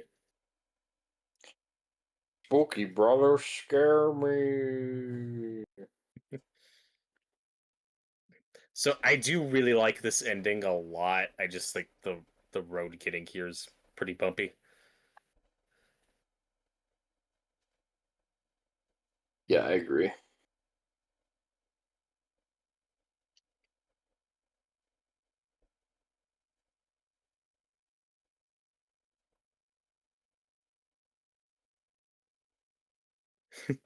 But then it's just funny in context. Like, I've seen your rewards. Like that guy who wanted pleasure and he just had a big thing in his chest. It's a pretty good reward. It didn't look that painful. More like a mild But see, for inconvenience. this ending, I think you need her to not go around killing people. So I don't know. I think this works in the context of. Yeah, I just wish there was an actual temptation there throughout the movie.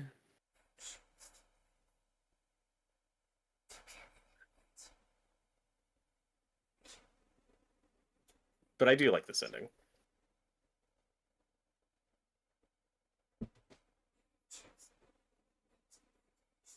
You have chosen the lament configuration. She said the thing. She said the thing.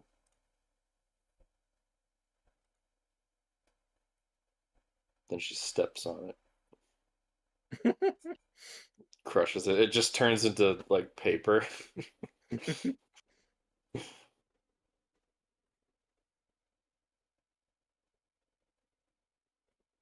You know what? Because I forgot how this ends. I would like to see this character back because I like this character. I think it works better if you have a new cast for a sequel. Yeah, I think that's what I'd want.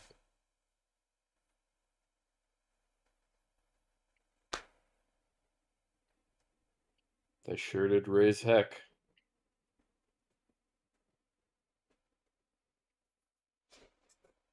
Okay, it looks like daylight for a second, but now we're in nighttime again. No, I think we're just like Or they, we're or, at it's- or dawn. I think the car just has really tinted windows.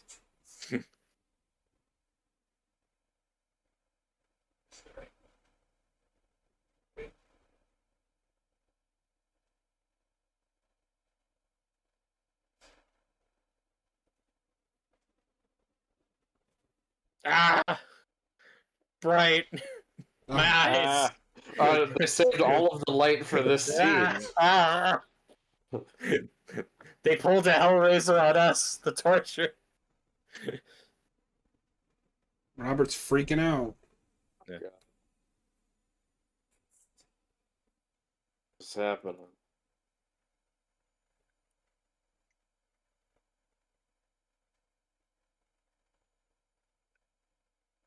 He's in the white void.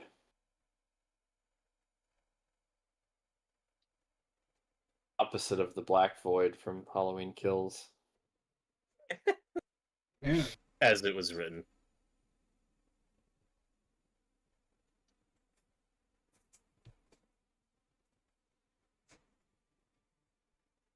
This is such a like fucked up effect. No, this is a good This sequence. is gross.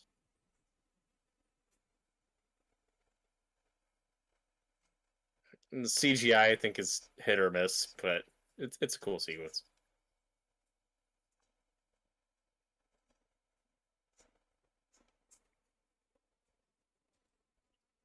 Oh. Does he say Jesus wept? No. Oh.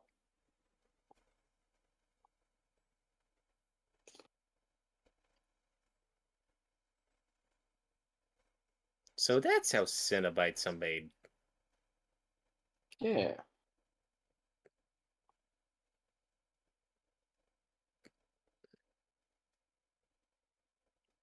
I always wondered that.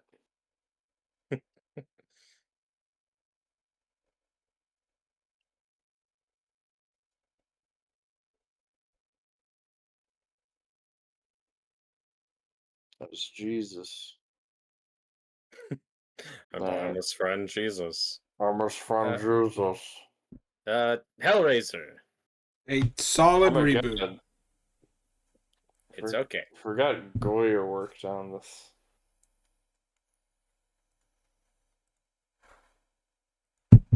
Noah, Makes so much thoughts? sense. It's okay. It's okay. It's fine. There's things in it I like. I think it kind of falls apart at the end. But All right. Well, it's that has been our commentary of the 2022 Hellraiser. If you're watching after the fact, please consider hitting that like and subscribe. We'll see you guys on the next one.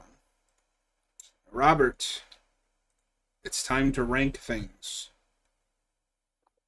Oh my god, it is that time. Noah, where is this on Yeah. your list? Oh shit, I don't have my list pulled up. Noah. I think this would be in the middle, but at the same time, I think a lot of the movies that I've been on for would fall more towards the middle tier. But this is definitely not at my top.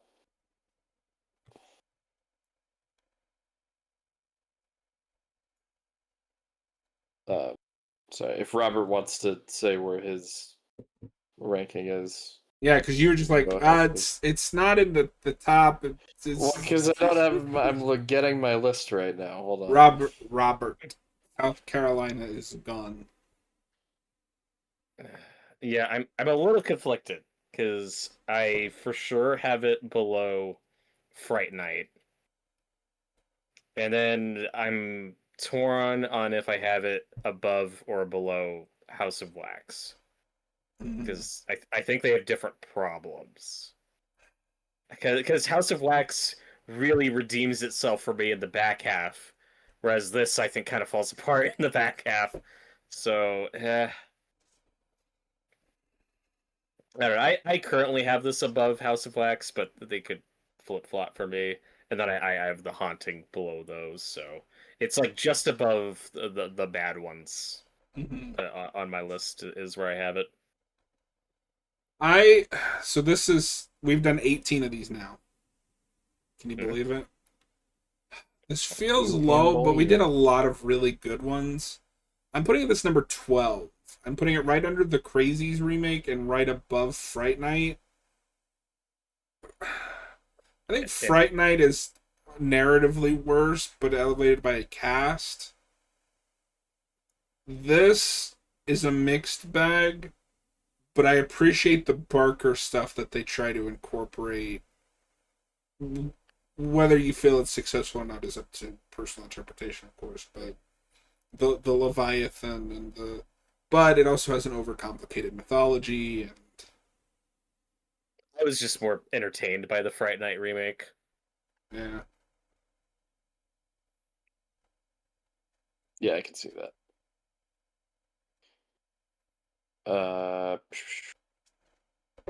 In my current list, I have Fright Night. All right, no, sorry, I have Hellraiser above House of Wax, You but really did under hate House of Wax. Curse of Frankenstein. Oh, Oh. And it's funny because John and I have done so many more of these that Curse of Frankenstein is like my number 5 yeah. That's You my know, I number like 6 out right of now. 18. Yeah, my number 1 is still the Friday remake. I think that is a good movie. It's stupendous. It is. Stupendous. All right. No. Now for the Noah falls asleep portion of the stream. Uh.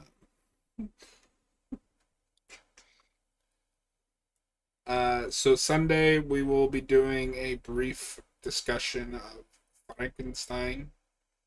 Noah, try to wake up for that one.